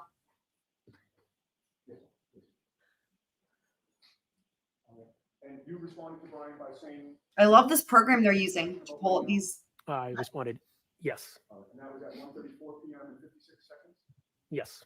You would have still been on scene at that time? I'm not sure if I was still on scene, but I was obviously, if it was in the area, it must have been. In the Guarantee area, they're going to go over it, but you remember this is UTC -5. So I'm not the best at figuring that out, but basically 136. This is around 1:30 or whatever, right? These are coming in, but that's UTC -5. So I guess that means due minus. Okay, thank you. DSN 836. Awesome. Thank you. Wow. And what's great about this is you're going to be able to put this. Finally, we've got something concrete because you can cross check this with everyone else's timeline of when they say things happened that morning. Because I remember, I mean, isn't it after 8 o'clock? Now I can't remember.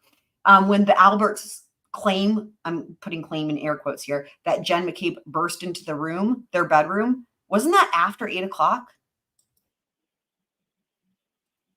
Wow. And who responded to you? Brian Albert again. And his response was? Okay. Do you have a memory as to whether or not? He hates this. He's like, I want to get off the stand. I don't blame him. This is I not don't good. have a memory of where Brian was at that time. Given the fact that you're saying. Wow. Up front and he's asking right now. I'd assume he's not. I'd assume he's somewhere else. Yeah. Wow. And there's more, but wait, there's more. And your response to him, or your response to the group, I should say, was what? Wait, I had what? to pick up a car, so I drove through. Are you sure, DSN? Because he said it was 7 o'clock when his wife is asleep in bed with him and they get a call from Karen. That's what he said. That's what she said. That's what he said today on the stand. He said it was 7 o'clock when they get that phone call from Karen and it wakes them up. That's what he says. So what? I mean, if that's actually what happened, then that proves what I'm saying, which is like, yeah, she wasn't asleep in bed. That was him trying to give an alibi. But like that would be such a blatant thing to get wrong, especially when everybody's working together on their stories. And this would have been prepped for testimony. Holy shit.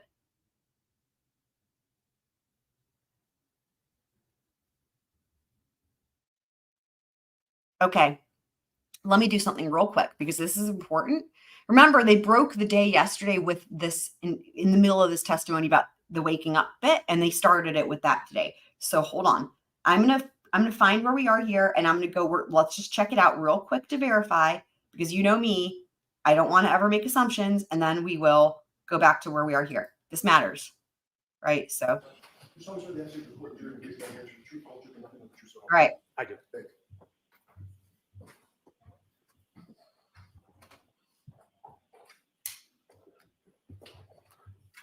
All right, Mr. Lally, whenever you're ready. Thank you, Your Honor.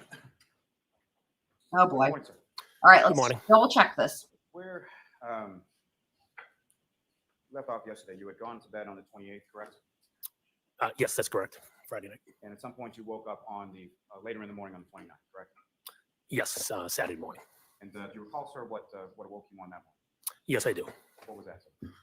I awoke to the screaming of Jen, Jen, Jen. So when I woke up, I thought there was somebody in my bedroom. I kind of snapped up out of bed. What the hell's going on? Looking around the room, realized my wife was actually on the phone. Oh boy. And the screaming that you heard, how loud was that, sir? It was loud enough to wake me up from a dead sleep. I could hear it. It was loud. Obviously, I was laying in bed and realizing after my wife was laying right next to me. There you on the go. phone. There you But go. it was a loud There you go. Jen, Jen, Now let's listen to Jen. the It was time. repetitive. Wow. And do you know approximately what time that was, sir? Yeah, shortly before 5 a.m. Oh, I had the time wrong. Sorry, What guys. time's the All voice right. that All you right. heard? That solves that. Hi, Candace. Happy I to did not recognize the voice. And All right. I'm sorry. I had the time wrong. Okay. Okay. Okay. I thought he said 7. I don't know why. Maybe okay. I apologize. All right. Let's go back to where we were with these text messages. All right. That is good to know. I'm glad we reviewed it. All right. Let's get back to this shit show. Other than what we talked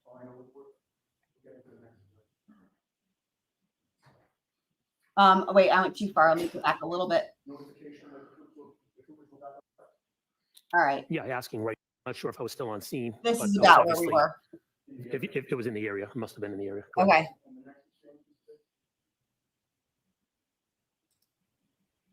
They wouldn't have been asleep for long because he already testified that they watched a movie or something. Brian Albert again. Okay. You have a memory as to whether or not. Happy to see you, Candace. Seen at that time, or if he was somewhere else? I don't have a memory of where Brian was at that time. Given the fact that you're saying troopers are out front and he's asking right now. I'd assume he's not. I'd assume he's somewhere else. Yeah. Yeah, let's make assumptions. That's smart.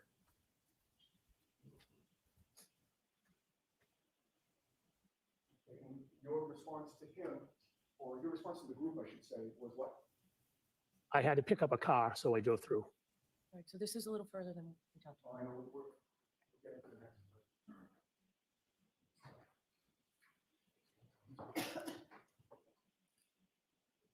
So take this one down, please.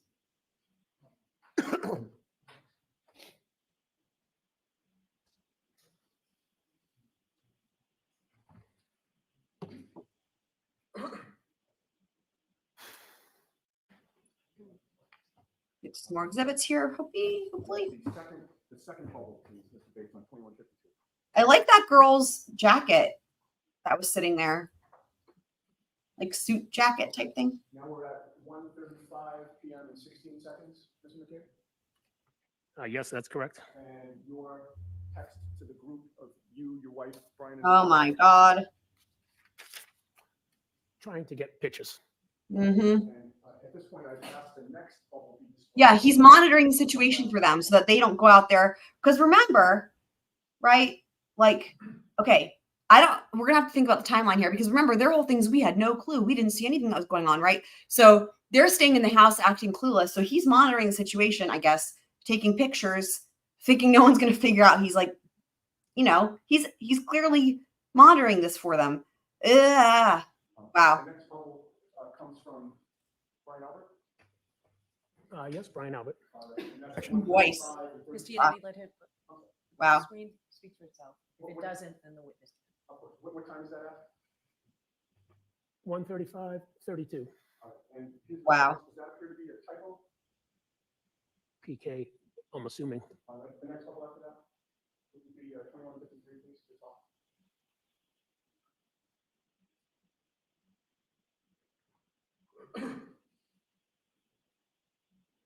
And that is from whom?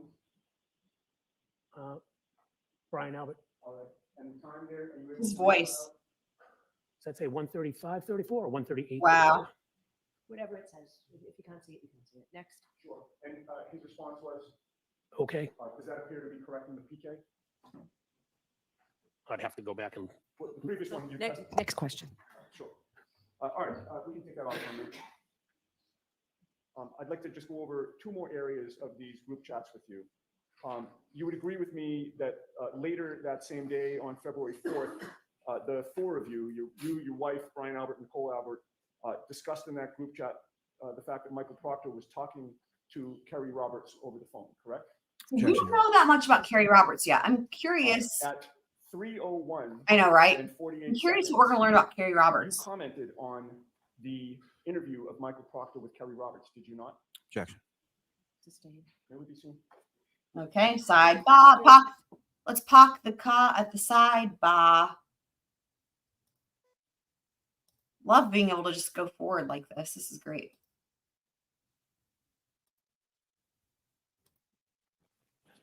I think you can make it. Thank you.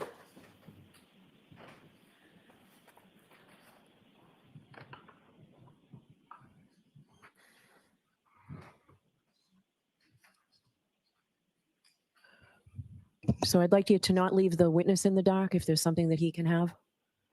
What I'm going to do now, sir, is to hand you 3 more pages and ask if you can identify those.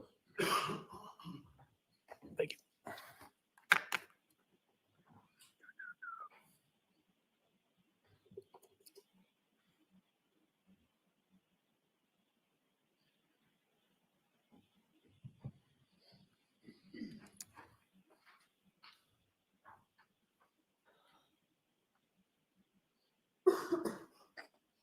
At least he doesn't need his flashlight. Go forward a little bit because they're just going to. And again, I'm not sending anything to the jury that they can't read. Okay. So let's mark this for identification. What was objected to? I can probably answer that. Substance of those. You said I missed it. What are you referring to? Because I might be able to answer that with the objection. I can rewind it too if need be, but if you just know off the top of your head, let me know. Each individual one will be question by question. Understood. So, Mr. Bates, with regard to page 2160, I'm looking for the second bubble. Do you have an extra copy for me to follow along? No? Or Jim, was it, Mr. United, was this in the, what was marked for, you're using that? All right. I believe you have extra copies, sir. Thank you. All right. And if it's a question by question objection, just May that be displayed on? may what be displayed? I just thought that as an exhibit, and I'm asking. And I did not take it in. I said the content on a question by question. So it's each bubble. All right. You saw that Okay. at 3:01. So this is a lot. This reminds me kind of Judge Newman. Like what I don't know if you can remind me what specifically was with the objection, but one thing I can say is like what she's saying is going to be bubble by bubble with the content. So this reminds me kind of Judge Newman, how like he would say sometimes like I'm going to rule as it comes in, like one thing. Oh God, I hope your umbrella is okay. That's terrible. So it could be that like the objection was like that they hadn't laid the foundation. Like could be that. Could also be that there's motions in the limine, or facts not in evidence. Technically these you could have hearsay issues, but actually that's probably what it is because these are out of court statements. These text messages. So you have to have them like validated properly if they're going to come in for other reasons and not be considered hearsay or meet one of the exceptions. So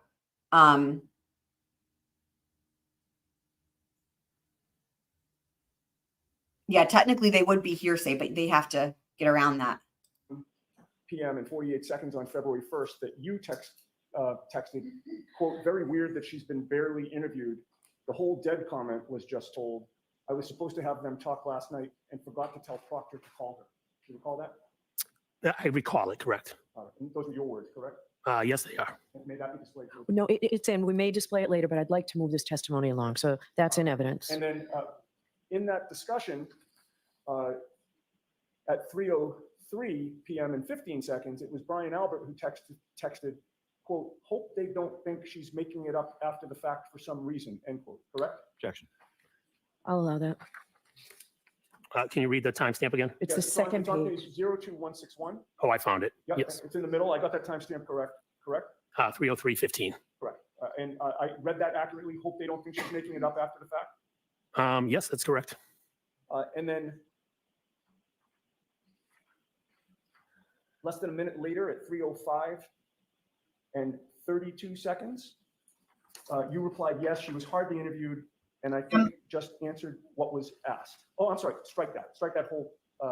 Oh dear. So my guess is that it was probably hearsay that the objection was with these text messages. So they have been verified, right? Because they know who sent and received them because they have the phone numbers on there. Of course, they're blocked out, redacted. But so I would say these have been authenticated in a way, right?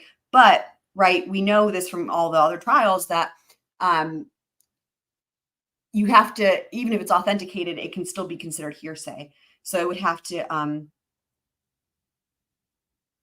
Oh, let me back it up because I was pausing it and starting to talk. Hold on. I'll answer your question. Hold on. Let me back it up a sec. And then less than a minute later at 3:05 and 32 seconds, you replied, yes, she was hardly interviewed, and I think just answered what was asked. Oh, I'm sorry, strike that whole question.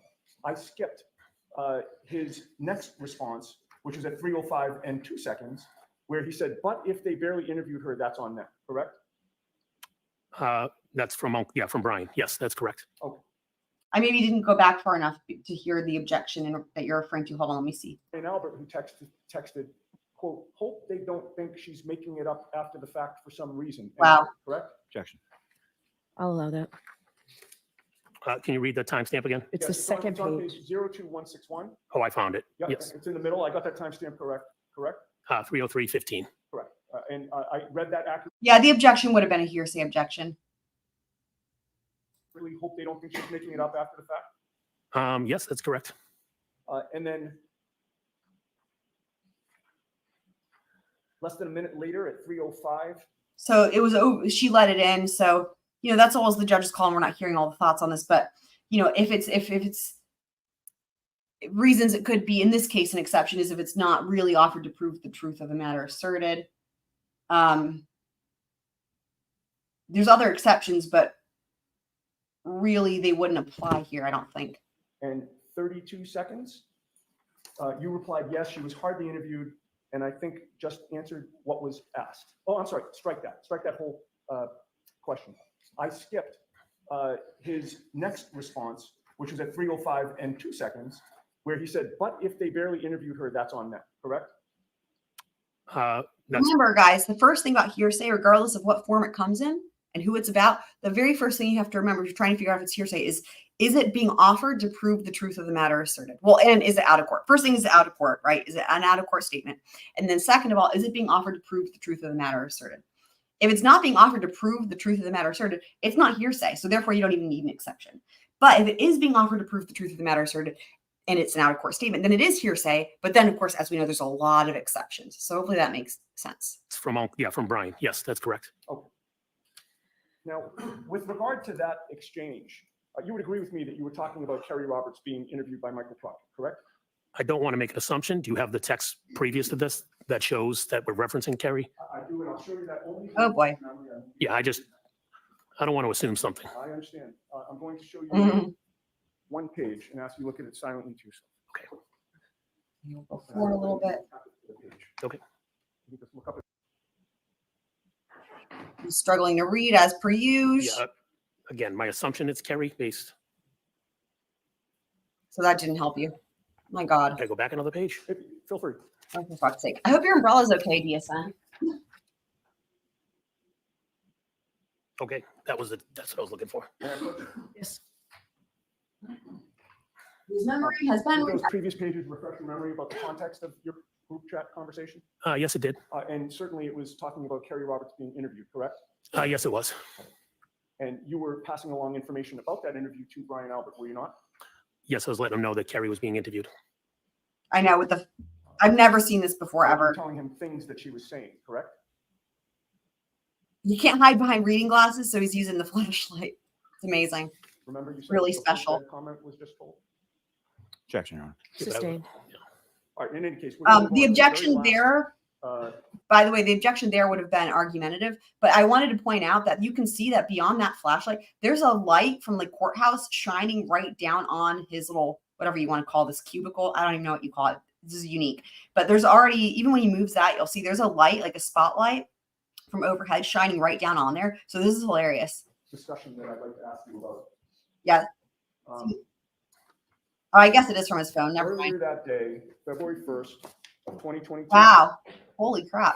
At 12:50 PM. I guess 37 Rhode Island is seconds, having some wind. Brian Albert texted the group, which would have again been his wife Nicole, your wife Jennifer, Glad it's okay. and you. And that text was Objection, Your Honor. Okay, so I can't, which bubble on which page? 02148. Right, on which page? That's the page, 02148.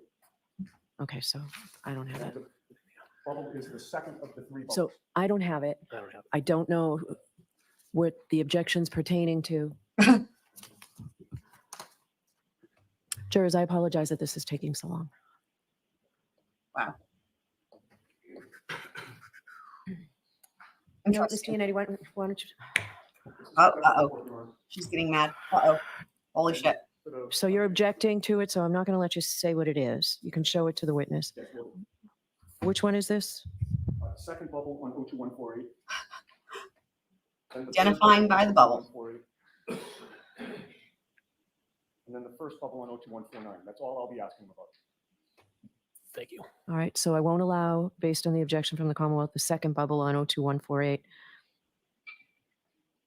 I will allow the author of the third bubble It, on page 02148 no. Some The of these second bubble on 02148. is not allowed into evidence. I need to be heard on that one. So some of these, oh wow, he needs to be heard on that. So some of these, without knowing what the contents are, it's hard to know if they're not being let in because they are hearsay without an exception, or relevance, or could be there's a motion to eliminate. It's hard to know because without knowing what the contents are, right? But again, by definition, every text message, any statement made outside of court, if it's offered for the truth of the matter, they're all hearsay and they all need an exception, right? So, but again, if they're not being offered for the truth, then it's okay. They don't need an exception. But then there's other issues, right? Again, like relevance, cumulative. What else? I already named a couple other things. I forgot already what I said, but yeah, there could be other issues there. Again, they could have a motion to eliminate about something, could be pertaining to the contents. So let's see what happens here. No, all right, I'll hear you at sidebar. I'm just glad you're here. You ask all the questions you want, wifey. Another sidebar. Park the car at the sidebar.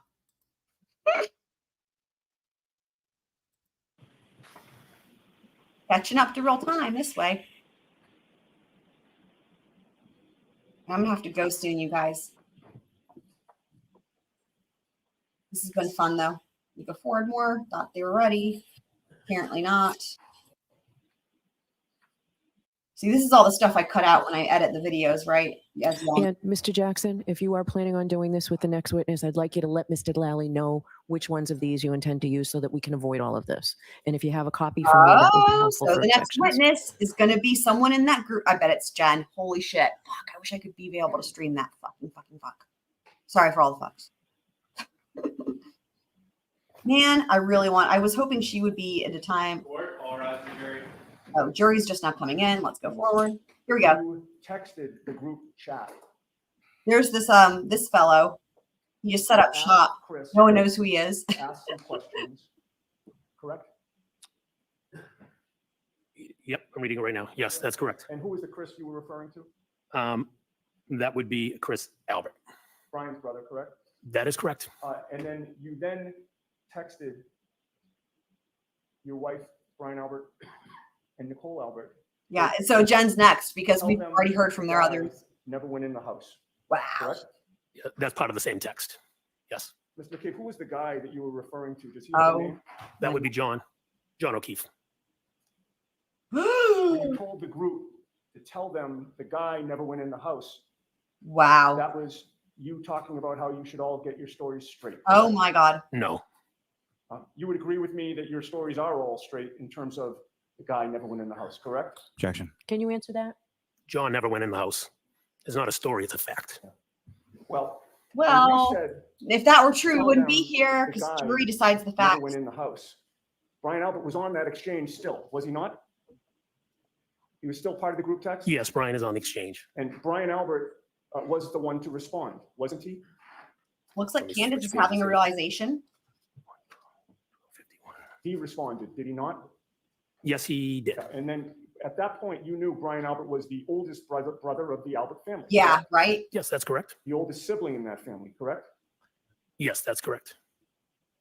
And in his response to your instructions that his younger brother, Chris, should say that Wow. O'Keefe never went in the This house, is- or the guy never went in the house. You Do you agree guys, with me that he this is some responded damning with shit. The one jury's word? got to be like, wow, holy fuck. Yes, he did. As if it couldn't get In any response to you worse saying- for these people. The guy never went in the house.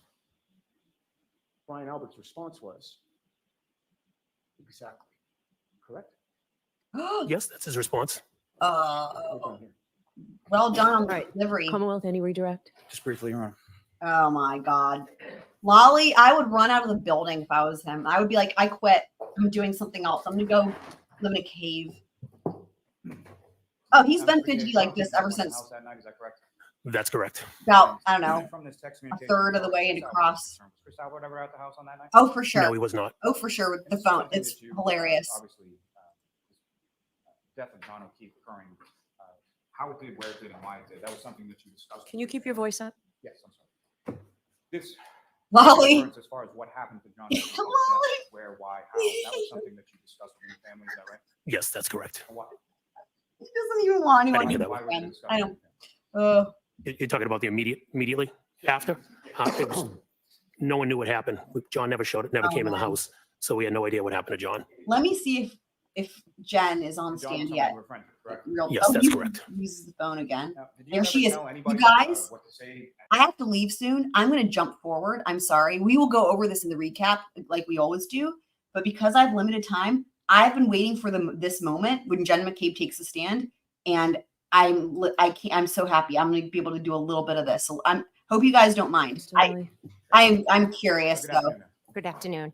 Could you please state your name and spell your last name? I mean, Sure. 'cause Jennifer. also a lot of what they were getting into with him, it's going to be continued with her discussion. Well, when they get to cross, right? And that dude's already fucked. So it's just going to go downhill from there. McCabe. It's going to be amazing. MCCABE. Be a real shit show Where here. do you live, ma'am?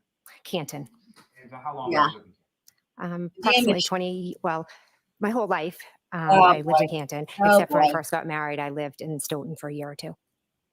And, This is going to be such a where do you train live wreck. currently, and Oh how my long God. have you lived there? I live at 12 Country Lane, and I've lived there about 10 years. And prior to that, where did you live in Canton before? And I'm going to skip forward to 15 Sutcliffe Ave in this is Canton. going to be Lolly trying to delay the inevitable. I'm going to go forward a little bit. How long did you live on Sutcliffe? Approximately. Waterfall, did you go right in, or what if anything? Did you do? I waited a few minutes because my husband was on a phone call. I'm going to go forward more. I want to see what happens when she gets to the house. We'll John had reached out to me saying that he Okay, here we was go. dating a new girl and that she Oh. had MS and I also have MS. So he said he would like for me to meet her.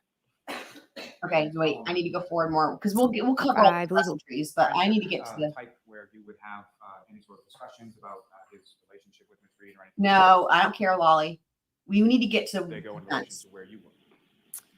They came right over and talked to the group that we were with, Not the bar, the house. just right up the street.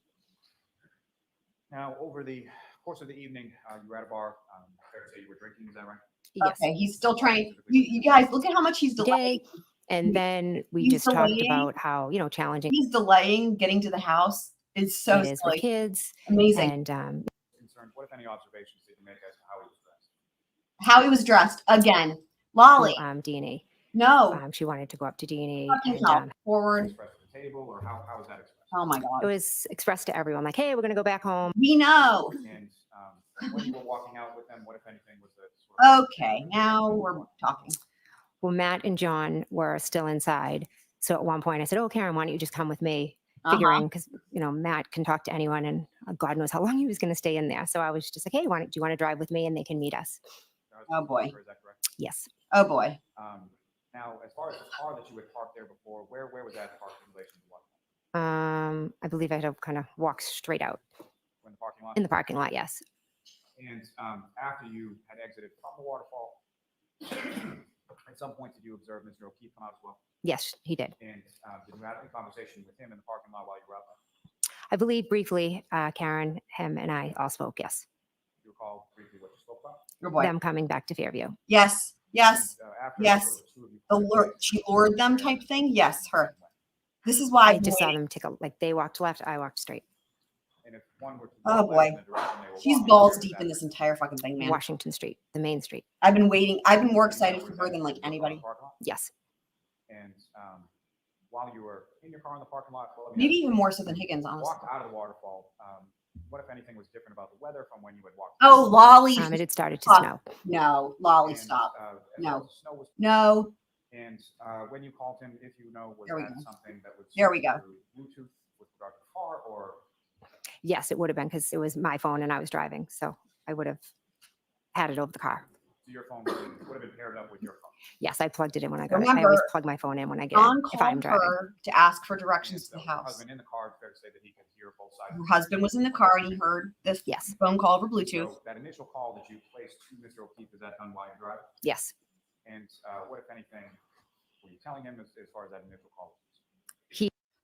Wifey, I don't know. I know you referred to the crashing noise before. I missed anything. So far, everyone's been asked if they heard a crashing noise, and everyone's said they haven't heard one because that's one of the things that's like noticeably missing from this entire thing. So I don't think there was a crashing noise. I don't recall anyone saying there was. I just recall that there isn't.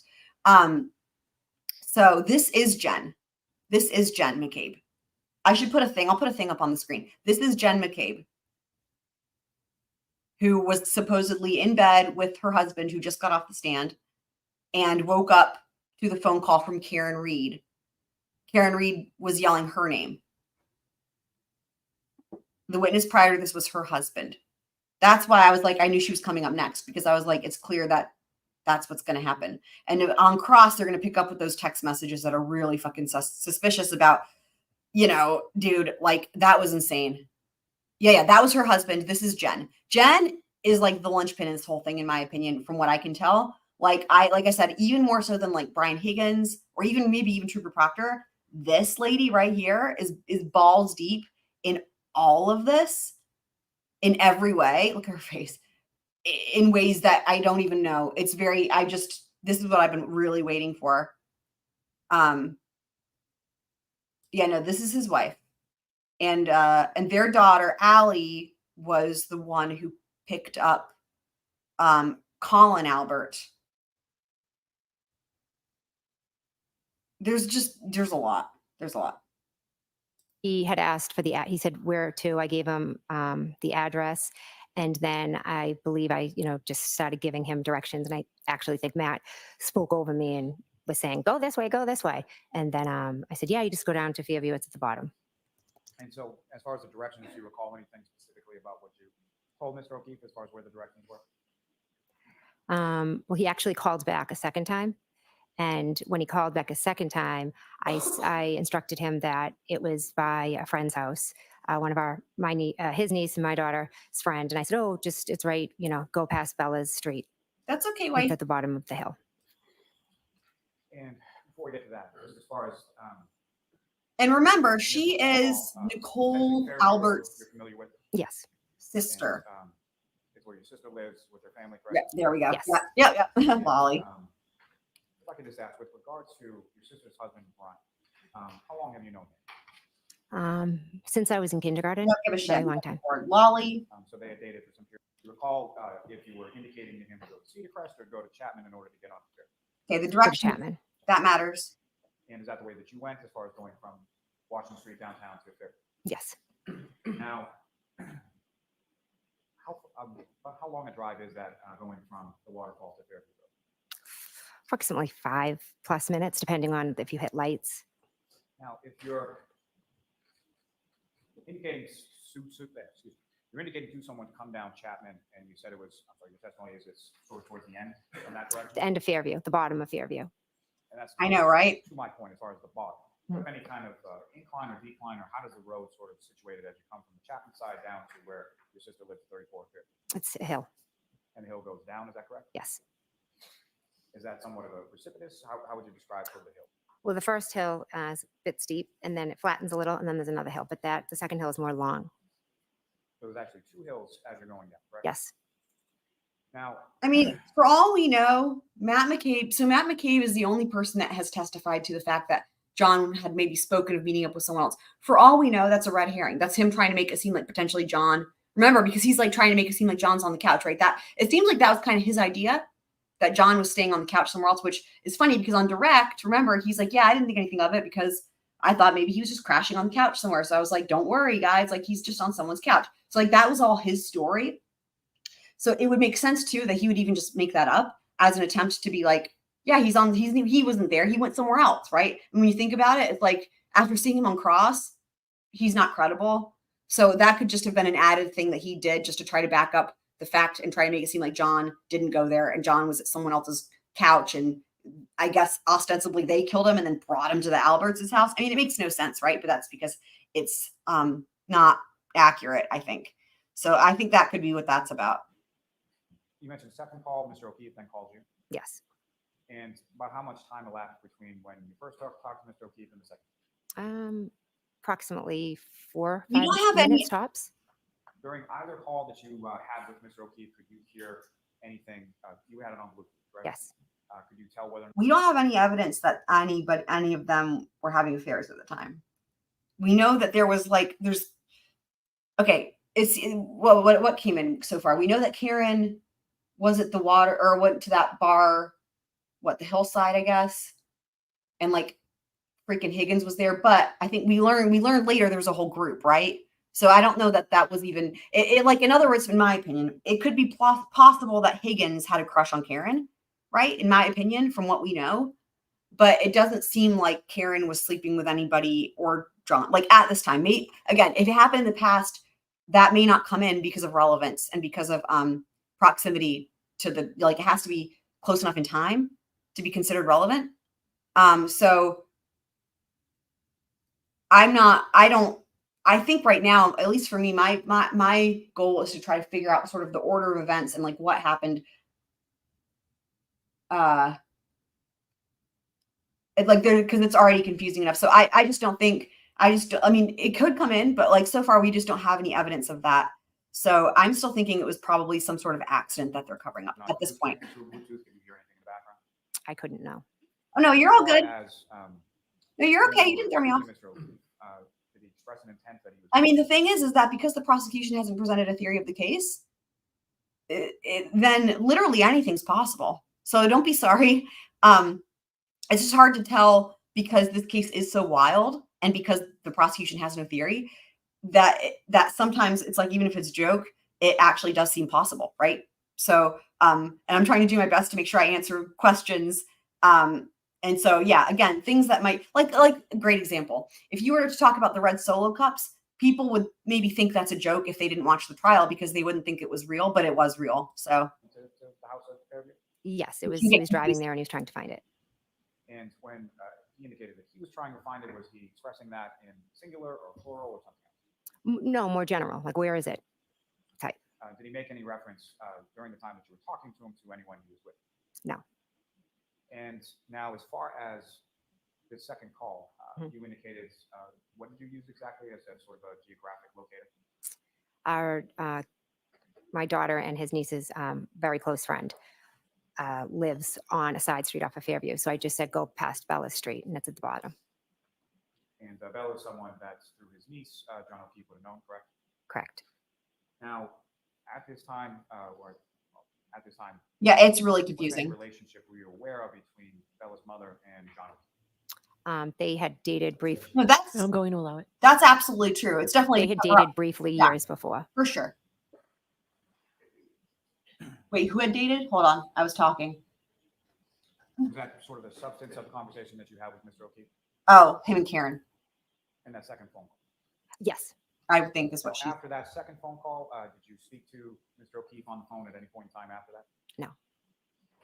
Now, you arrived at the house on Fairview. Do you recall where you parked when you got there? Yes, pulled into the driveway.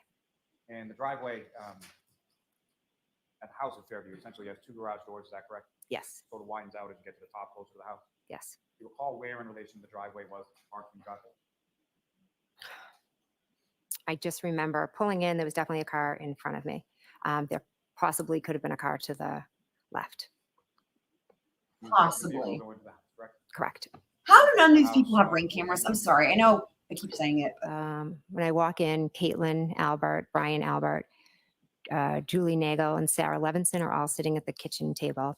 My sister Nicole was in the kitchen wiping the counters because she's always cleaning. that's And why the Brian, cleaning.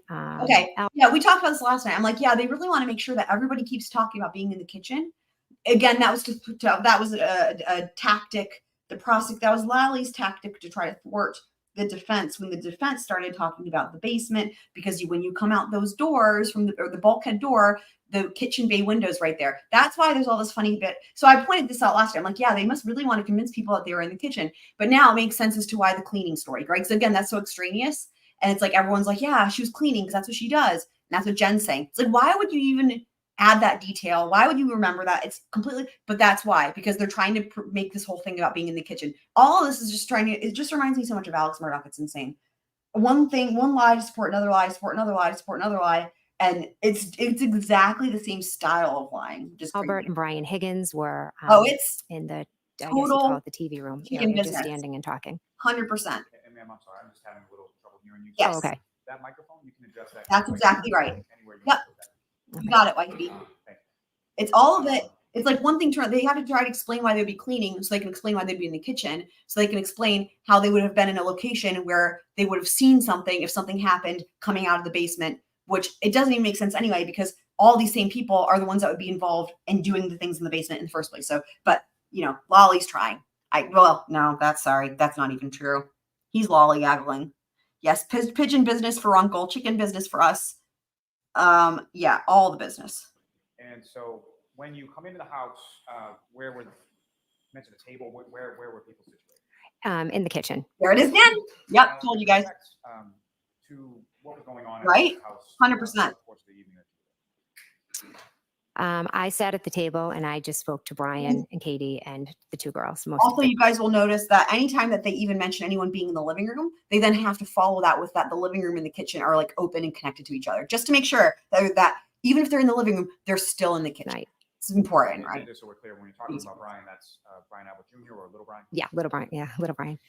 Now, as far as I bet he hates being called that now that he's 25. You familiar with a gentleman named someone named Colin Albert? I am, yes. How do you know? Oh boy. He is my friend's son and my sister's nephew. Because everyone's fucking related. It's Yeah, so my friend Julie's son. And your oldest daughter, Allie, was Colin friends, or is Colin friends with your oldest daughter, Allie? Yes, they're born a week or 2 apart, and we've kind of they've done everything together. They're very good friends. Now, at any point in time that you were there on that early morning, did you see Colin Albert at all? No. And when you arrived at the house, obviously you're familiar with your daughter and the car that she drives around that time. Did you see your daughter there, Allie, at any point in time? No. Were you aware at any point in time in that early morning hour that you were there that your daughter had been there at any point in time prior? Sustained. Now, with reference to the home, at any point in time, did John O'Keefe ever come inside the house? No. During the time that you were there, let me ask more specifically, about how long a period of time was it that you were there, or about what time did you leave? I believe I left approximately around 1:30, 1:45, approximately. And do you know about what time it was that you arrived there? Huh. I'd say approximately somewhere between 12:20, 12:30. Well, 12:20, I believe, 12:20-ish, because the last call from John, when I went back and looked, was 12:18. Now, So I really hate to say it, but I've got to go. You guys, I hate it. I wish I could do this. I could keep doing this. Although, of course, naturally, I will be more excited for when we get to cross, because that's going to be brutal. They're going to tear apart limb from limb. And we already know it's going to be Alan Jackson doing it because the judge already referenced him with those text messages.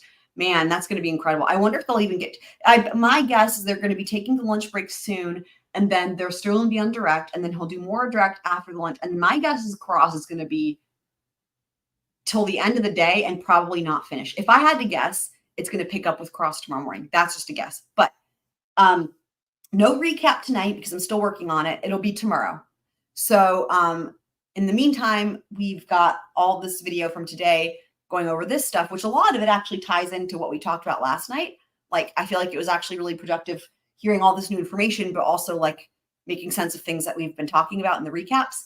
And then I also, for anyone who missed it, it was a short video premiere, not live stream, but just a premiere from earlier today on the Coburger. We had another document there. So you can always feel free to check that out. But I hate to have to leave you guys, but EDB should be on by now, and she is starting from the beginning of the court day, so she's probably behind where we are. For anyone that wants to check that out, because as you guys know, she's awesome, and that was the reason why I jumped on, was because she was not going to be in. She was going to be late. So you're very welcome. I love all of you guys that are here. Thank you so much. For anyone who's watching this on replay, love you guys as well. Yeah, it was really fun. I'm glad I figured out. Now I can do it, right? This is my very first time ever doing the live trial coverage as it's happening, a la EDB style, where you pull it up on YouTube. So that was awesome. And it seems to go off without a hitch. I was expecting it to be a technological disaster with everything blowing up, and it was fine. So that's awesome. Pleasantly surprised. But I will go ahead and roll that outro. I'll see you guys tomorrow, if not sooner. And thanks for being here.